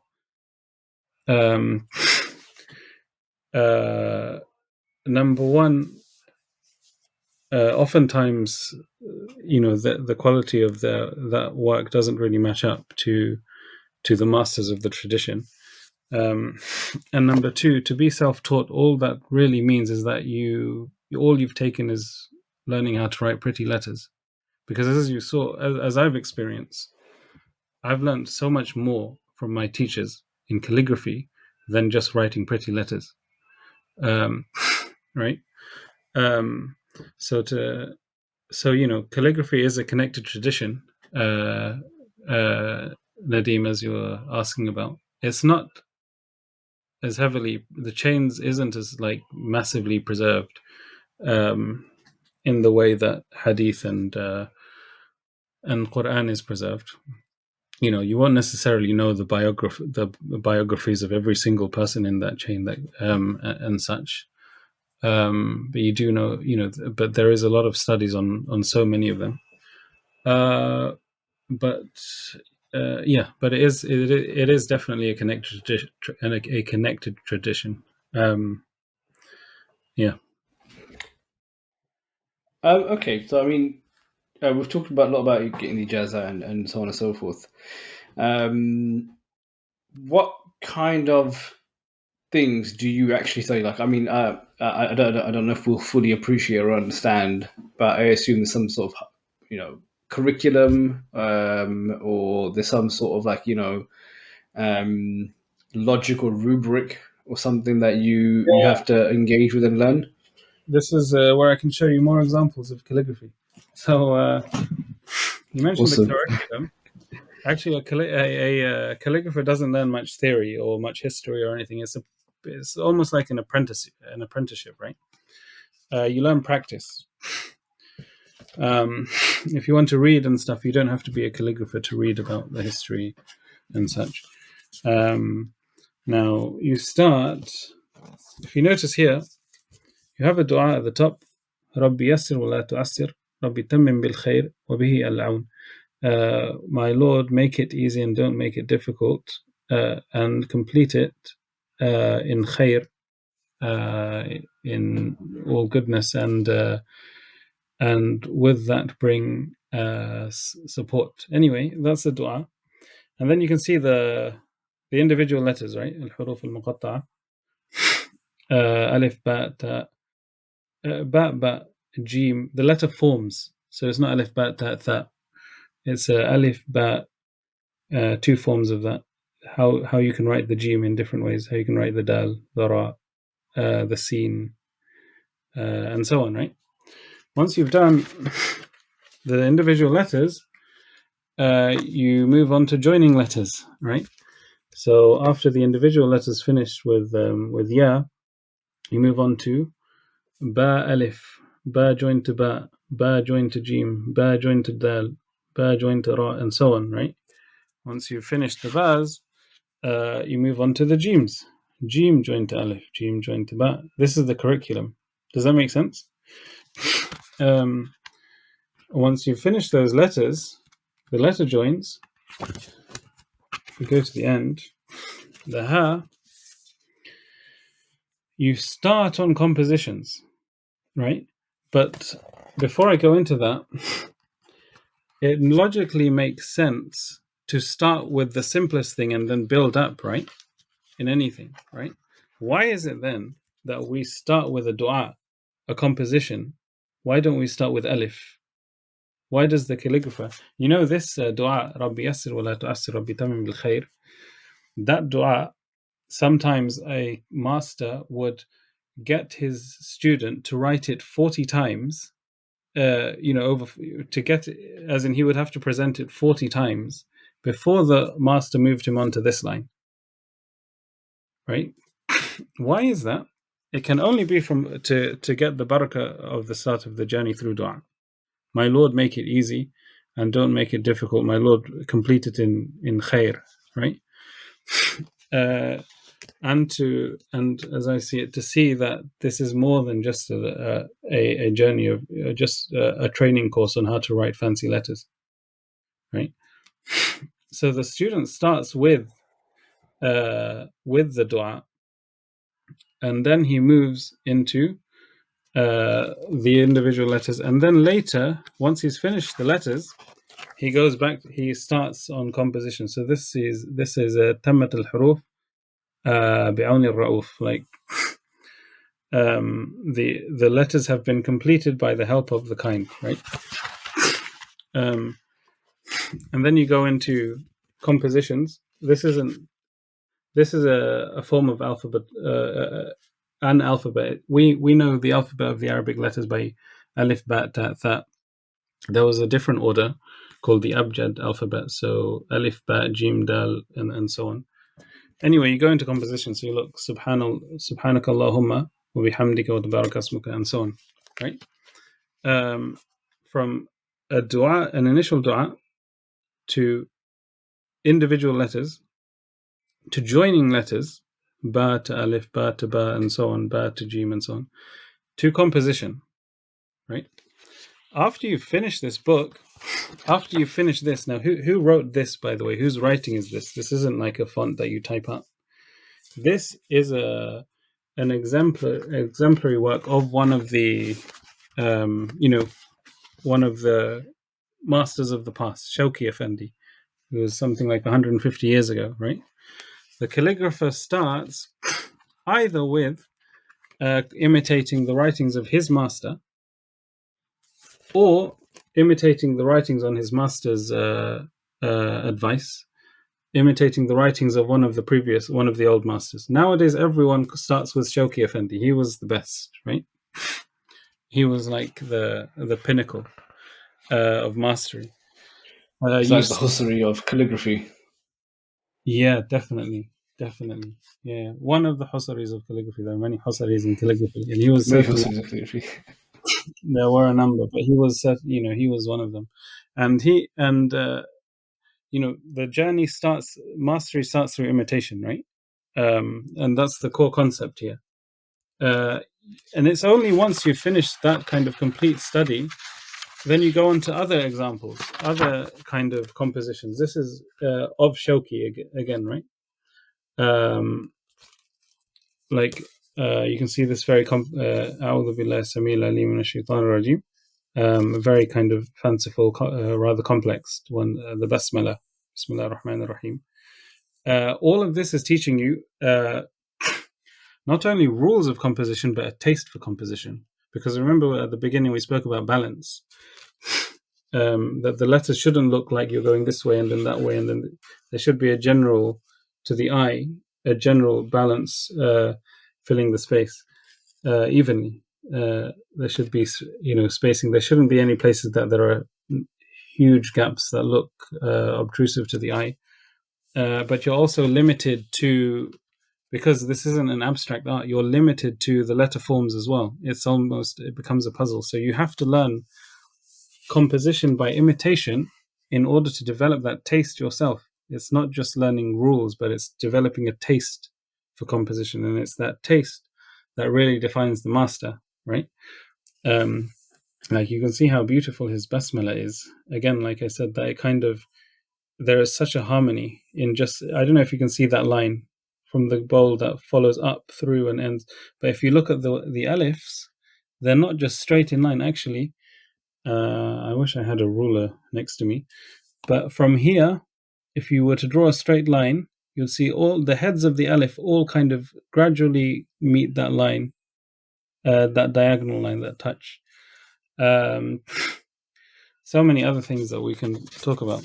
Now, after you've practiced imitating compositions of old masters, or of a particular old master, then your teacher will say, okay, we'll give you kind of some permission to write your own compositions. He might suggest compositions to you, not necessarily from a master, right? You know, at some point there is some creativity involved. And then at that point, you know, when do you stop? It's really when he thinks you're ready. You know, you might be writing other compositions or copying other masters for a year, for 2 years, for 10 years. It really depends on him. There's another aspect to this. If you notice the red markings, do you know what the red markings are? So if you look at the ayn, you can see it has 3 dots on the top. Right? Yeah. Now that is relative to this dot. That's what it means by a dot. He didn't draw it in because it would be confusing then, but he marked, this is the measurement. So it shows the head of the ayn, the brow of the ayn, should be 3 nuqtas, right? 3 dots long.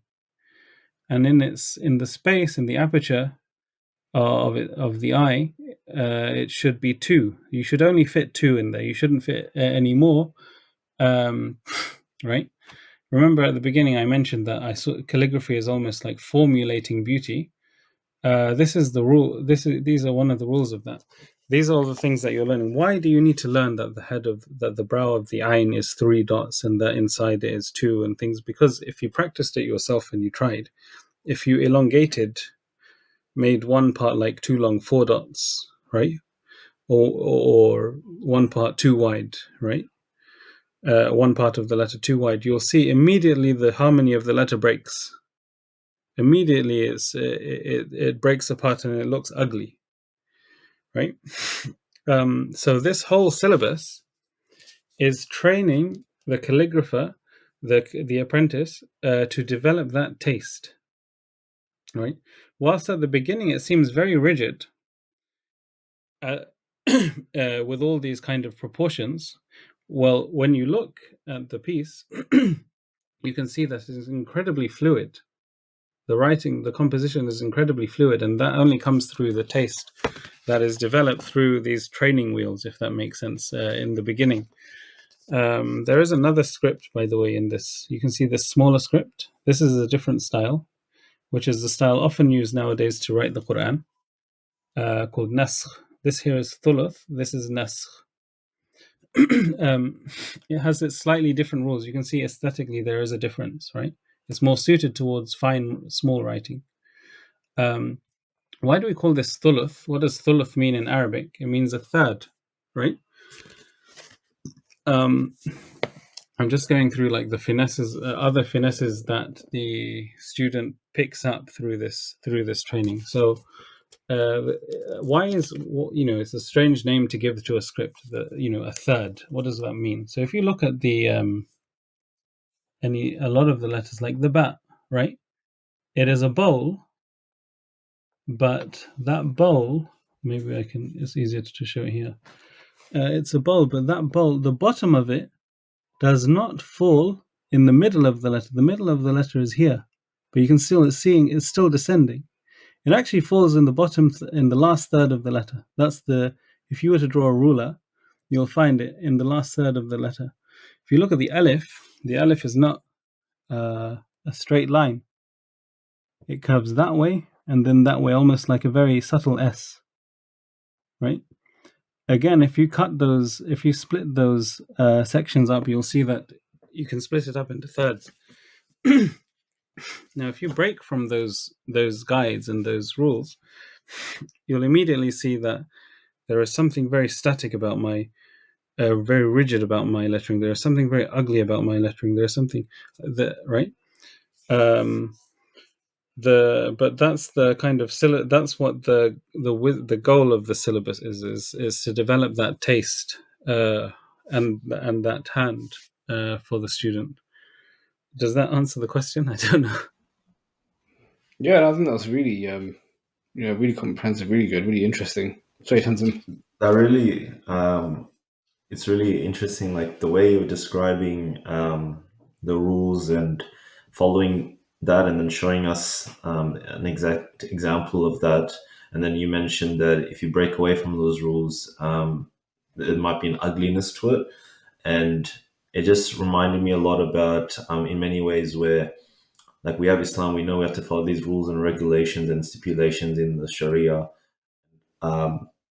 We should be doing our best to uphold those, the rules and the regulations that we have, comes to, for example, the 5 pillars within Islam.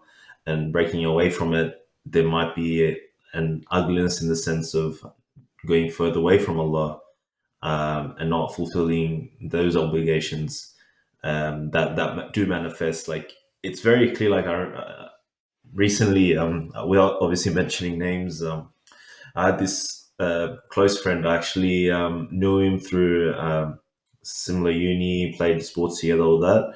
And he wasn't as religious. This was like 4 or 5 years ago.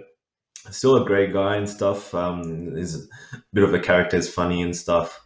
And I didn't think much of it in that sense. Like, but then, subhanAllah, like I think 2-3 years ago, he became a lot more practicing. You just see beauty emanating from him. He was already a nice guy and stuff like that. Just a bit, probably wasn't as religious, but now like with religiosity, with following the Sharia, you see beauty emanating from him, and you can just feel it. It's not even that like he's telling me, "Hey, I'm doing this, I'm doing that." You can just sense the beauty naturally, just being with such brothers like that. And I guess in the in regards to the example that you gave, like breaking away from those rules or the regulations that you have to follow or adhere may transpire to an ugliness as well. So I just see that reflection in both life as well, but also in calligraphy. And also I wanted to add on or ask you,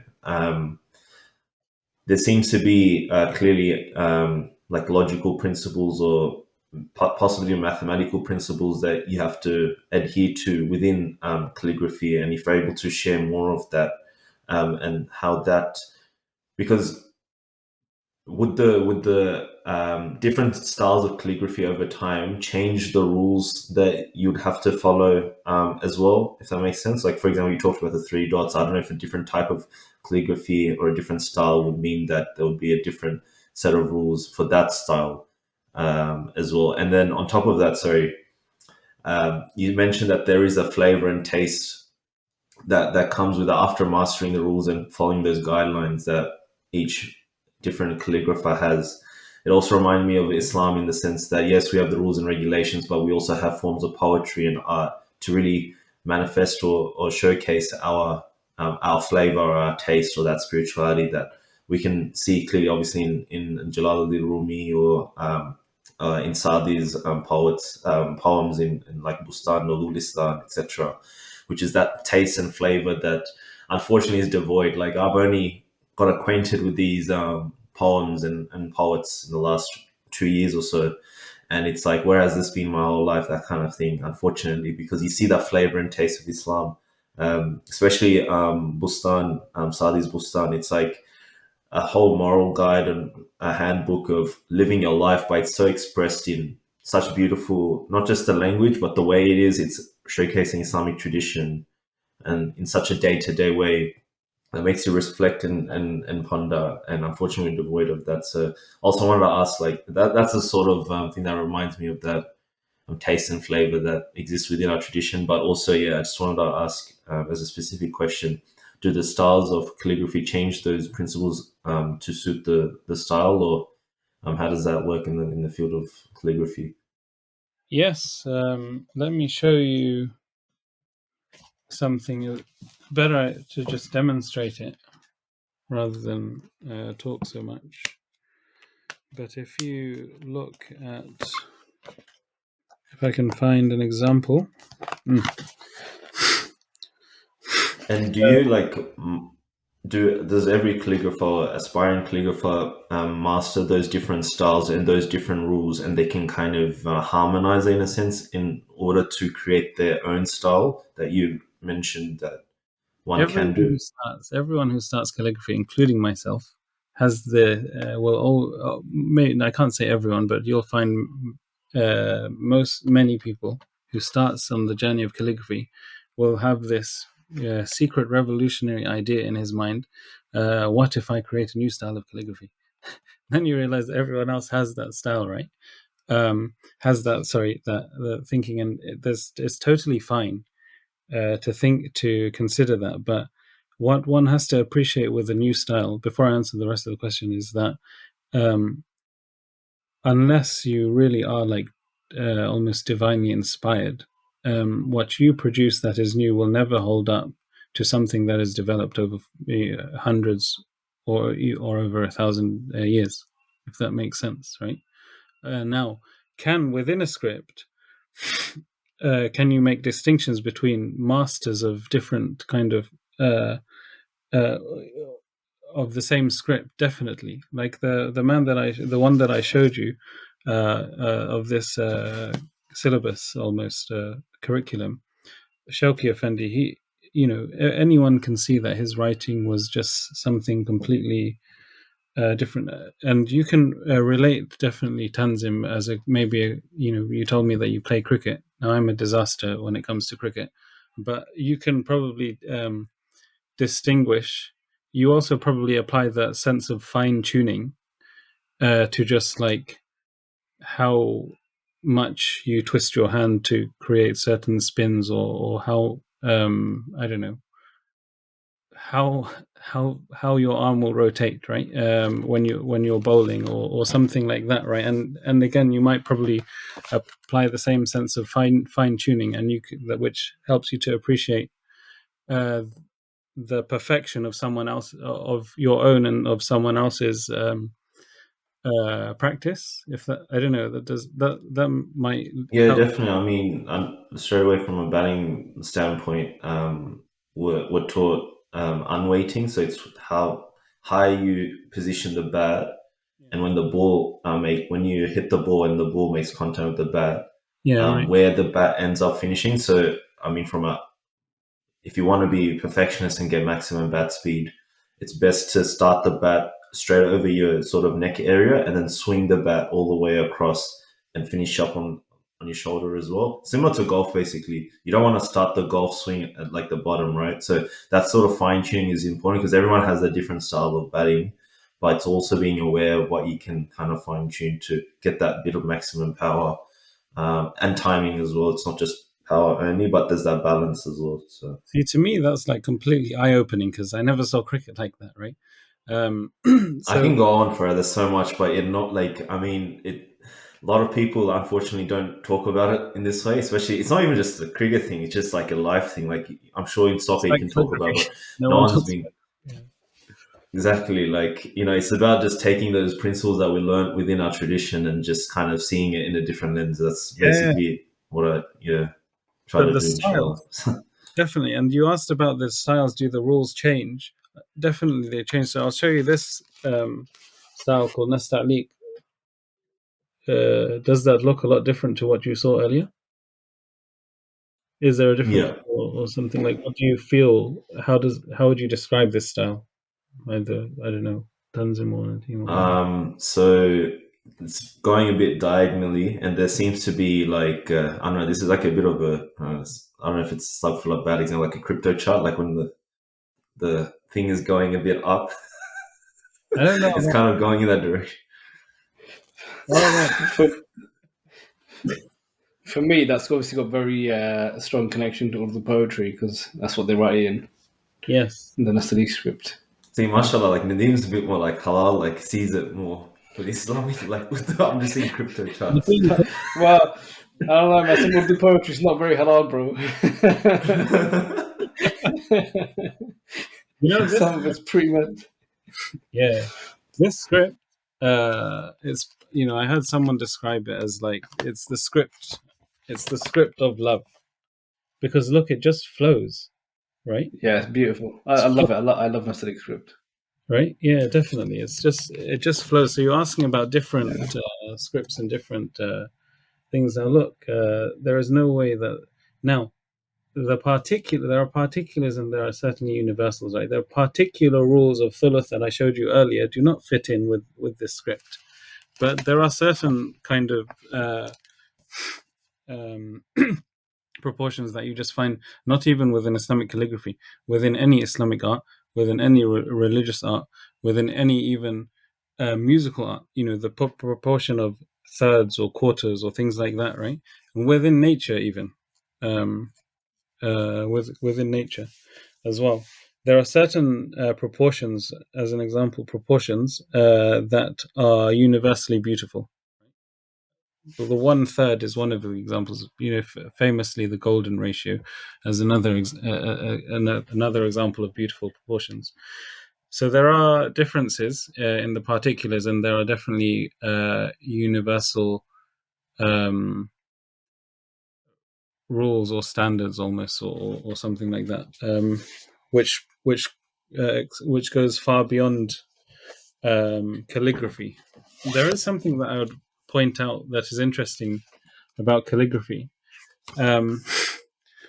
Whilst a lot of Islamic arts, anyway, when it comes to Islamic geometry, or just geometry in general, and one sense of beauty, you often think that symmetry is a is a sign of beauty, right? But if you look at calligraphy, if you look at even just the individual letters, there is not a single letter that is symmetrical, or a single stroke. The alif is not a straight line. It starts on one side and it ends on the other. The ba, although it's a bowl, if I cover half of it, it looks totally different to the other half. The ha, one side of the bowl is very different to the other side of the other side of it. There's actually no symmetry in the letters whatsoever, and it's still achieved.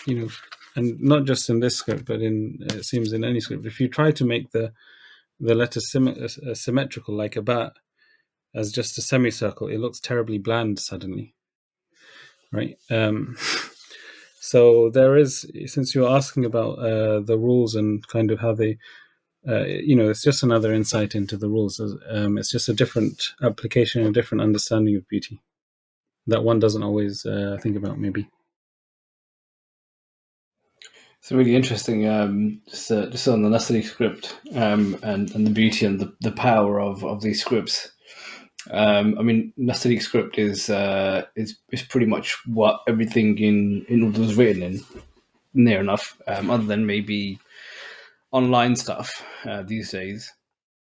But such a powerful script, I think. Very recently, I think about maybe 3 months ago, 4 months ago, there was a lady in Lahore who was wearing a dress with Urdu words, and I think it was Urdu ingredients for a dish, like a recipe almost. But they weren't written in Nasri; they were written in the script that's used for like Arabic, not necessarily the Quran, but a more kind of Arabized. And she got a beating basically because people associate that script with the Quran. They were just like, you can't be wearing the Quran on your dress, without really understanding what was written. So that just came to mind when you're talking about Nastalik there. There is this script as well. as you can see, so this is what I meant, like the deeds. This is the script of the official, called Diwani. It was used for official documents, basically, for in the Ottoman Empire. It's a script that's quite that was born from the Ottoman Empire, and that was an identity of the Ottoman, part of the identity of the Ottoman Empire. You can see how regal it is, if that makes sense, just how intricate and fine it is. So there is that kind of identity to scripts. It's what you mentioned about the woman with the Quranic writing on her clothing. No, the script on her clothing, which wasn't Quran. There is an identity to scripts. It's quite funny. There's a video on YouTube about something that was practiced in Bangladesh. In one part, I don't know where, there was a problem of people basically urinating in public spaces on the walls. And so that council or something like that council, in order to stop that practice, what did they do? They started writing on the walls, toilet that way, or do not urinate on the walls, in Arabic. They would write like, do not urinate on the walls in Arabic, right? Something like that, nothing harmful, right? They would just paint on the walls something in Arabic. And people stopped urinating on the walls because they saw that they thought that it's Quran or something on the walls. It's very strange. It is what it is. I don't know. It's just a very strange thing. But more, when if we bring it back to the world of calligraphy, there are different scripts that convey different rules, as you were asking about Tanzim, like what I was showing. Of course, you can see that there is a totally different feel to this script that I showed compared to everything else. And it contains totally different rules. If you notice the angle of the letters, they're very kind of, there's this diagonal movement. They're all swishing that way. Whereas if I showed you, it's just very kind of dramatic movement, whereas here it's far less so, right? Or if I showed you a composition, that'd be better. It's a different feel, right? There is maybe a more majestic feel here to the finer thing that you saw there, and those definitely convey different rules in order to create different aesthetics, different identities, and different feelings. Yeah, I mean, it reminds me as well, like when I spoken to people like in music or piano, there's different styles and forms, but essentially, when it comes to mastering that art, it's not like what you mentioned earlier, like people come into calligraphy wanting to create their own art in that regard, and it doesn't kind of work out like that because there's so much of a tradition behind it that perhaps others have come in and tried to think the same thing. But also reminded me of like an aspect of the ego where it's like quickly it's like, oh, we can do something about it or we can change something, but it's all about having that humility to master the art form first in order to then afterwards get to a point where it's like, oh, I can have some sort of creativity where I can bring my own style or flavor into the mix. But that can only happen. I think I don't know if Beethoven is the best example, but I remember reading into something about really famous pianist that mastered all the art forms, but then able to create his own in that regard as well. But that's only after the mastery is attained, right? Because you're able to then see even more things that otherwise a novice, someone that just started out, won't be able to see, right? And that takes years of practice, but initially it's an ego thing or can be, but then later it's a more humility, understanding, introspection side that kicks in, and then that also facilitates a different level of creativity that can further add to the field or the science in of itself. Yeah, creativity and innovation. From the perspective of tradition, it's not. People often think that tradition is static, but actually, what a tradition is, as you saw through the early presentation that I did at the beginning of the podcast.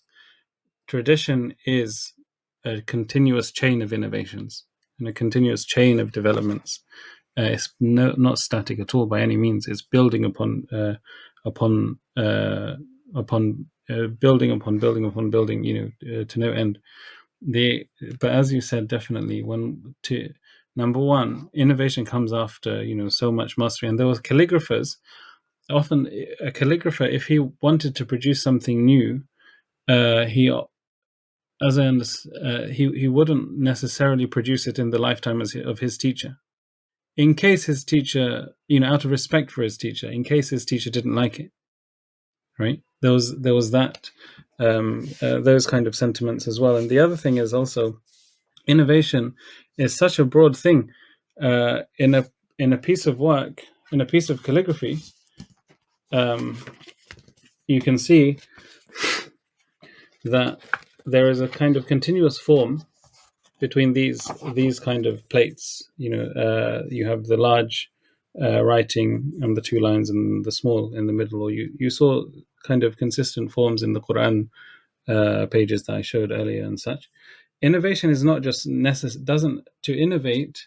Number one, I think it's really useful to ask why do I need to innovate? What is missing from the culture, or what is needed from the culture? Something that I see and that I wish more people would do is study English calligraphy, because we only appreciate, most of us living in the West, most of us Muslims living in the non-Muslim world or in the non-Arab world, look at calligraphy and we don't understand. And those examples of, like the example that I gave of Bangladesh, and Nadim, you gave of the woman with the dress that she was wearing, are born from the fact that most Muslims in the world, we don't, can't understand Arabic.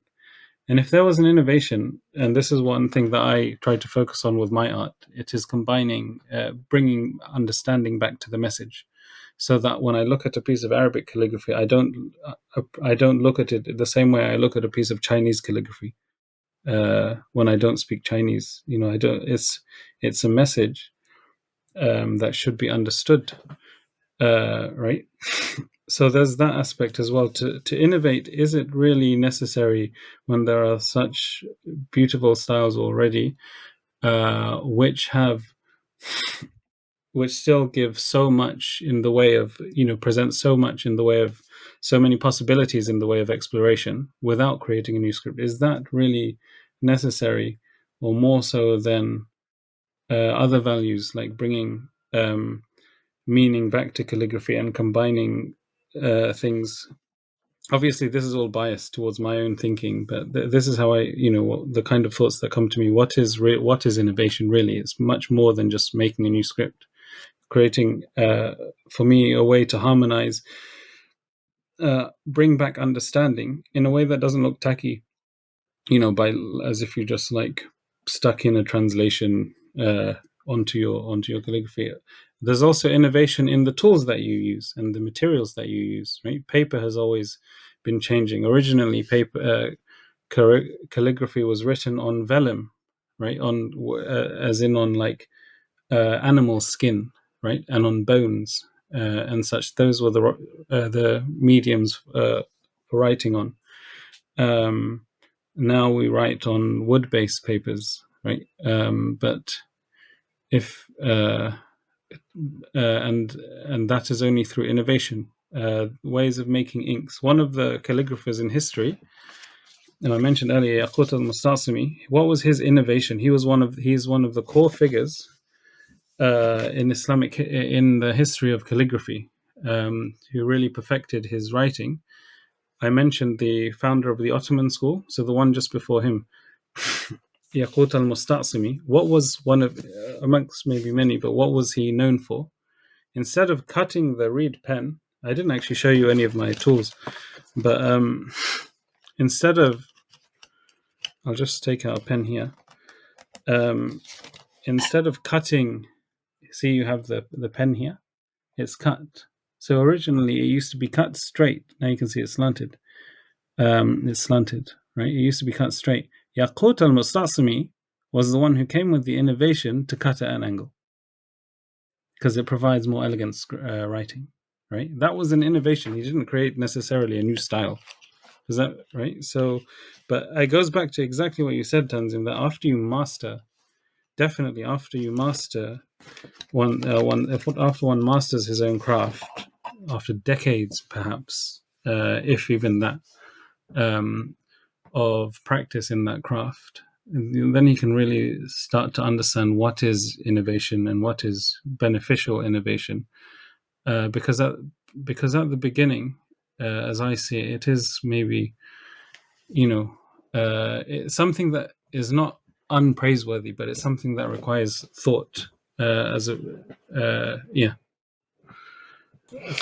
I think even in regards to we're talking about mastery at a certain point in time, and then getting or implementing innovative thoughts or actions. It's when you're so immersed in that world, when you're so immersed in the science or the field or that art for decades on end, and especially when it's tied to tradition, Islam, theology, etc. Like by default, like that will make you closer to Allah, and by extension, give that person or that artist that ilham in that sense, right? In order to facilitate more innovation. So it's all like connected, interconnected as well. But it's not, yeah. So I guess it's not just that person of itself being so innovative, but it's also facilitating that nearness to Allah through that means and having that inspiration as well. Yes, yeah, and what's really interesting? The character of a person does show through one's calligraphy, and I'll give you a real example of that. I went once to an exhibition. Lots of masters, the masters of Istanbul, were the top master calligraphers of Istanbul. All of their works were there, and I was going with a with a friend of mine, non-Muslim, who has a deep interest in Islamic calligraphy, right? And he comes to Turkey regularly just to kind of absorb the culture. He's just enamored and in love with the culture. Anyway, so I go with him to this exhibition, and there's one of the works of a master calligrapher on there who he doesn't know. He doesn't know that man, right? So I ask my friend, look at that piece. What do you think of the calligrapher's personality? Describe that to me. I ask him, what do you think of the calligrapher's personality? Just look at the piece. Now, how are you supposed to tell something of the calligrapher's personality by just looking at his piece, right? When you don't know him. He didn't actually, what he said, he looked at it and he said, I think he's, no, what he said was the writing looks very bold and very strong, right? That particular piece, he says, it just looks very bold and very strong. Now, that particular master calligrapher is known to be a very opinionated individual, very strongly opinionated and kind of, hard-lined in many ways, right? It's really interesting that just by looking at a man who can't even necessarily read much Arabic, he doesn't know the calligrapher, just by looking at that man's piece, he was able to glean something of the man's personality through the calligraphy. So yeah, there's definitely a lot that kind of seeps through, which we don't know so much about. And it's all tied to emotions, feelings, spirituality, and it manifests in the working of itself. I'll just Those elements of mention one last point on that, by the way. I asked one of my an artist, I mentioned him earlier, the craftsman, Hosamat Hoja,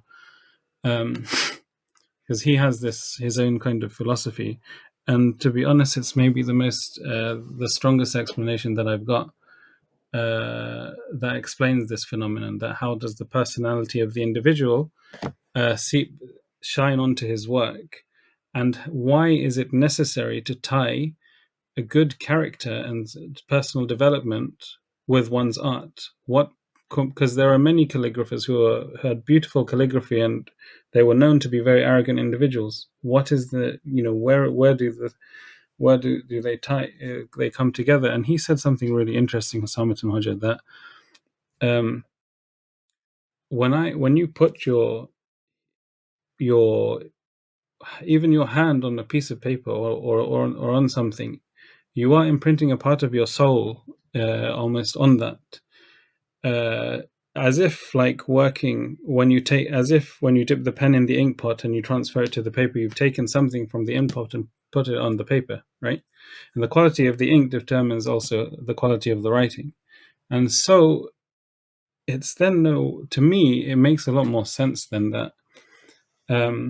Why an artist also needs to work on his own personal development, because a lot of that does shine through on his writing, or not just a calligrapher, but a lot of that does shine through on his work. And you see that with musicians, you see that with all kinds of in all kinds of arts. And that's the only kind of connection that really makes the most sense to me.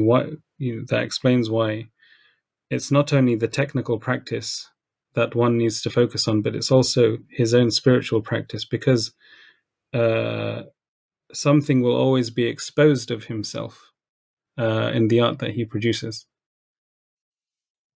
I mean, not to encourage people to fully get into mainstream music, but it sort of reminds me, like, a lot of people resonate, especially with females, with like Adele or Taylor Swift, right? And I think there's a reason to that. And maybe what you're mentioning, there is a reason where they're so immersed in their craft and so immersed with all the emotions and things they've gone through in their life, right? Like Taylor Swift is known for going through a lot of relationship situations and problems, but it echoes through the passion in her songwriting that it resonates with so many people around the world so quickly and so easily. It's because that raw emotion and those feelings and that passion and desire, it all manifests so authentically in the human, and it touches with the human condition as well, to some degree, and Adele similar. So I think, yeah, those principles are seen in our sort of mainstream day to day, or mainstream music, for example. So I see that quite a lot. I don't know so much about mainstream music, although I think I heard one of Adele's song which was very powerful. But yeah, no doubt, absolutely no doubt, that one's, what the art that one produces definitely is affected by who that person is. I have really no doubt about that. And I'll wrap up with one or two questions, inshallah. I know we've touched on many. I love these sort of conversations, because it's not just about the art form in of itself; it's about life and spirituality. In regards to, like, we normally ask this as our last question to our guests. But before I do that, is there anything you wanted to share that you feel that was important in regards to calligraphy as a craft that we didn't cover? And then I'll ask the last question, inshallah. Calligraphy is one of the only things that I can just go on and on and on and on for. So I think maybe for another time. Yeah, there's so much to say. Really. Before we wrap up at the Tanzim, I know, Rizwan, you've got some Instagram pages or an Instagram page that you post out your work on, that people can follow, and that you're going to be plugging. I know you've got some upcoming courses and stuff in London, right? Yeah. So do you want to just mention what that page is so people can give it a follow? Yeah, there's my calligraphy courses, which is more education, which is called Scribbly Scribe. And then there is my actual artwork that I produce, which is called Art of Khan. They want to follow Scribbly Scribe for the more educational side, or Art of Khan for the artwork and stuff. And I'd be most honored. Bismillah. That's both on went on Instagram. your I went on your Instagram, and I saw that Peter Gould is following you. So is there? Do you work with him or something? That's pretty. No, It's he was. pretty impressive. We haven't met. He knows my teacher well, Soraya Saeed. She had an exhibition recently, and he was just there. I followed him, and he happened to follow me for some reason. So I was just very chuffed that he did, basically. Mashallah. You know, a funny story. I don't know if you know this, but because we've had Peter go on the show and he knows of us and he's affiliated with Mizan Avenue and all that stuff. So a bit of a connection there with people All that right. are working with him, etc. But he went to the same high school as me.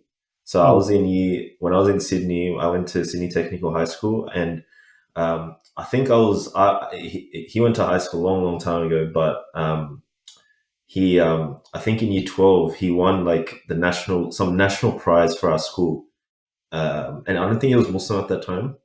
So if you look at him, he looks like, stereotypical, white person. So you just don't think much of it, because it was actually like pretty prominent award to win for the school, because it's mashallah so gifted in his craft. And then I think a few years later he's like converted to Islam and he's not so prominent in the Muslim world. Like subhanallah, I would have ever guessed that that would have panned out in the way that it did. So that's why my story close to home, because he went to my high school. So yeah. beautiful, mashallah. Yeah, I hope I can. So yeah. Inshallah. And are you living in Istanbul, like Turkey currently? No, I moved back to London in 20 in 2022. Just Ah, after okay. the ijazah ceremony, alhamdulillah. I Because moved.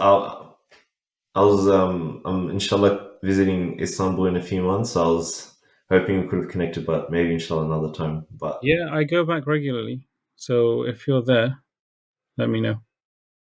okay, Yeah, inshallah. Yeah, I'm going spend some- around mid-September.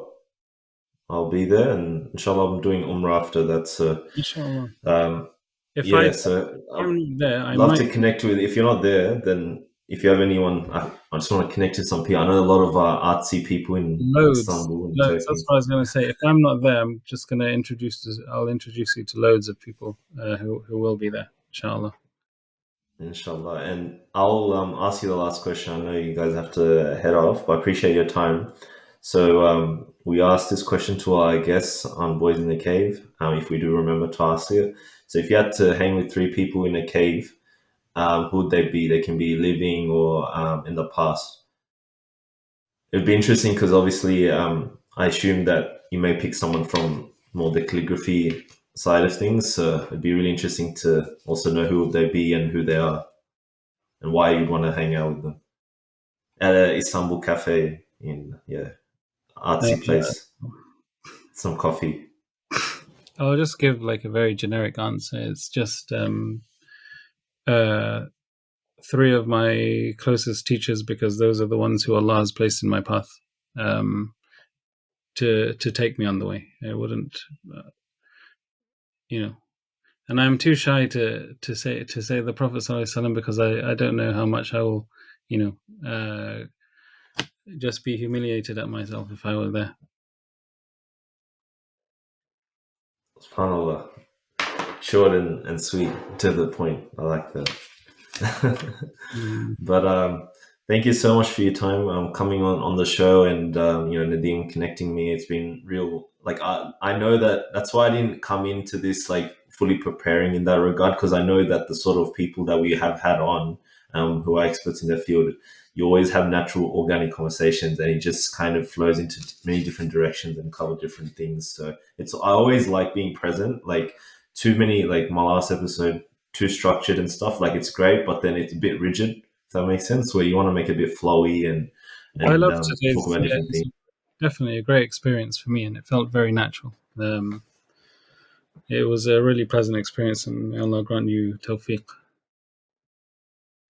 Appreciate that, I mean, and as Nadeem said, check out Ustadh's pages, art underscore of underscore Khan on Instagram, and I'll post all the links in the show notes as well. And I might also try and get Ustadh to, if he finds any other works of art or calligraphy that the audience would be benefiting from, I'll maybe post a link to it in the show notes, and people can check it out as well. So everyone can check us out on Instagram, Facebook, YouTube as well, Boys in the Cave. And you can email us at boysinthecave@gmail.com to show us support. And please feel free to donate to us as well. We have running costs like using the programs and having it on Libsyn. If we're not as regular with episodes, that doesn't mean that like we're not using the donations. Like we're always paying, like for example, to keep the episodes on Spotify and YouTube, etc. So there's always running costs. So feel free to donate to us, even if it's like $4, $5 a month. It's a big help at Patreon at patreon.com/boys in the cave. So from our special guest, Ustadh Rizwan, and my co-host Nadim and myself, we wish you all the best. This is Tanzim signing off. Assalamu alaikum. Alaikum assalam.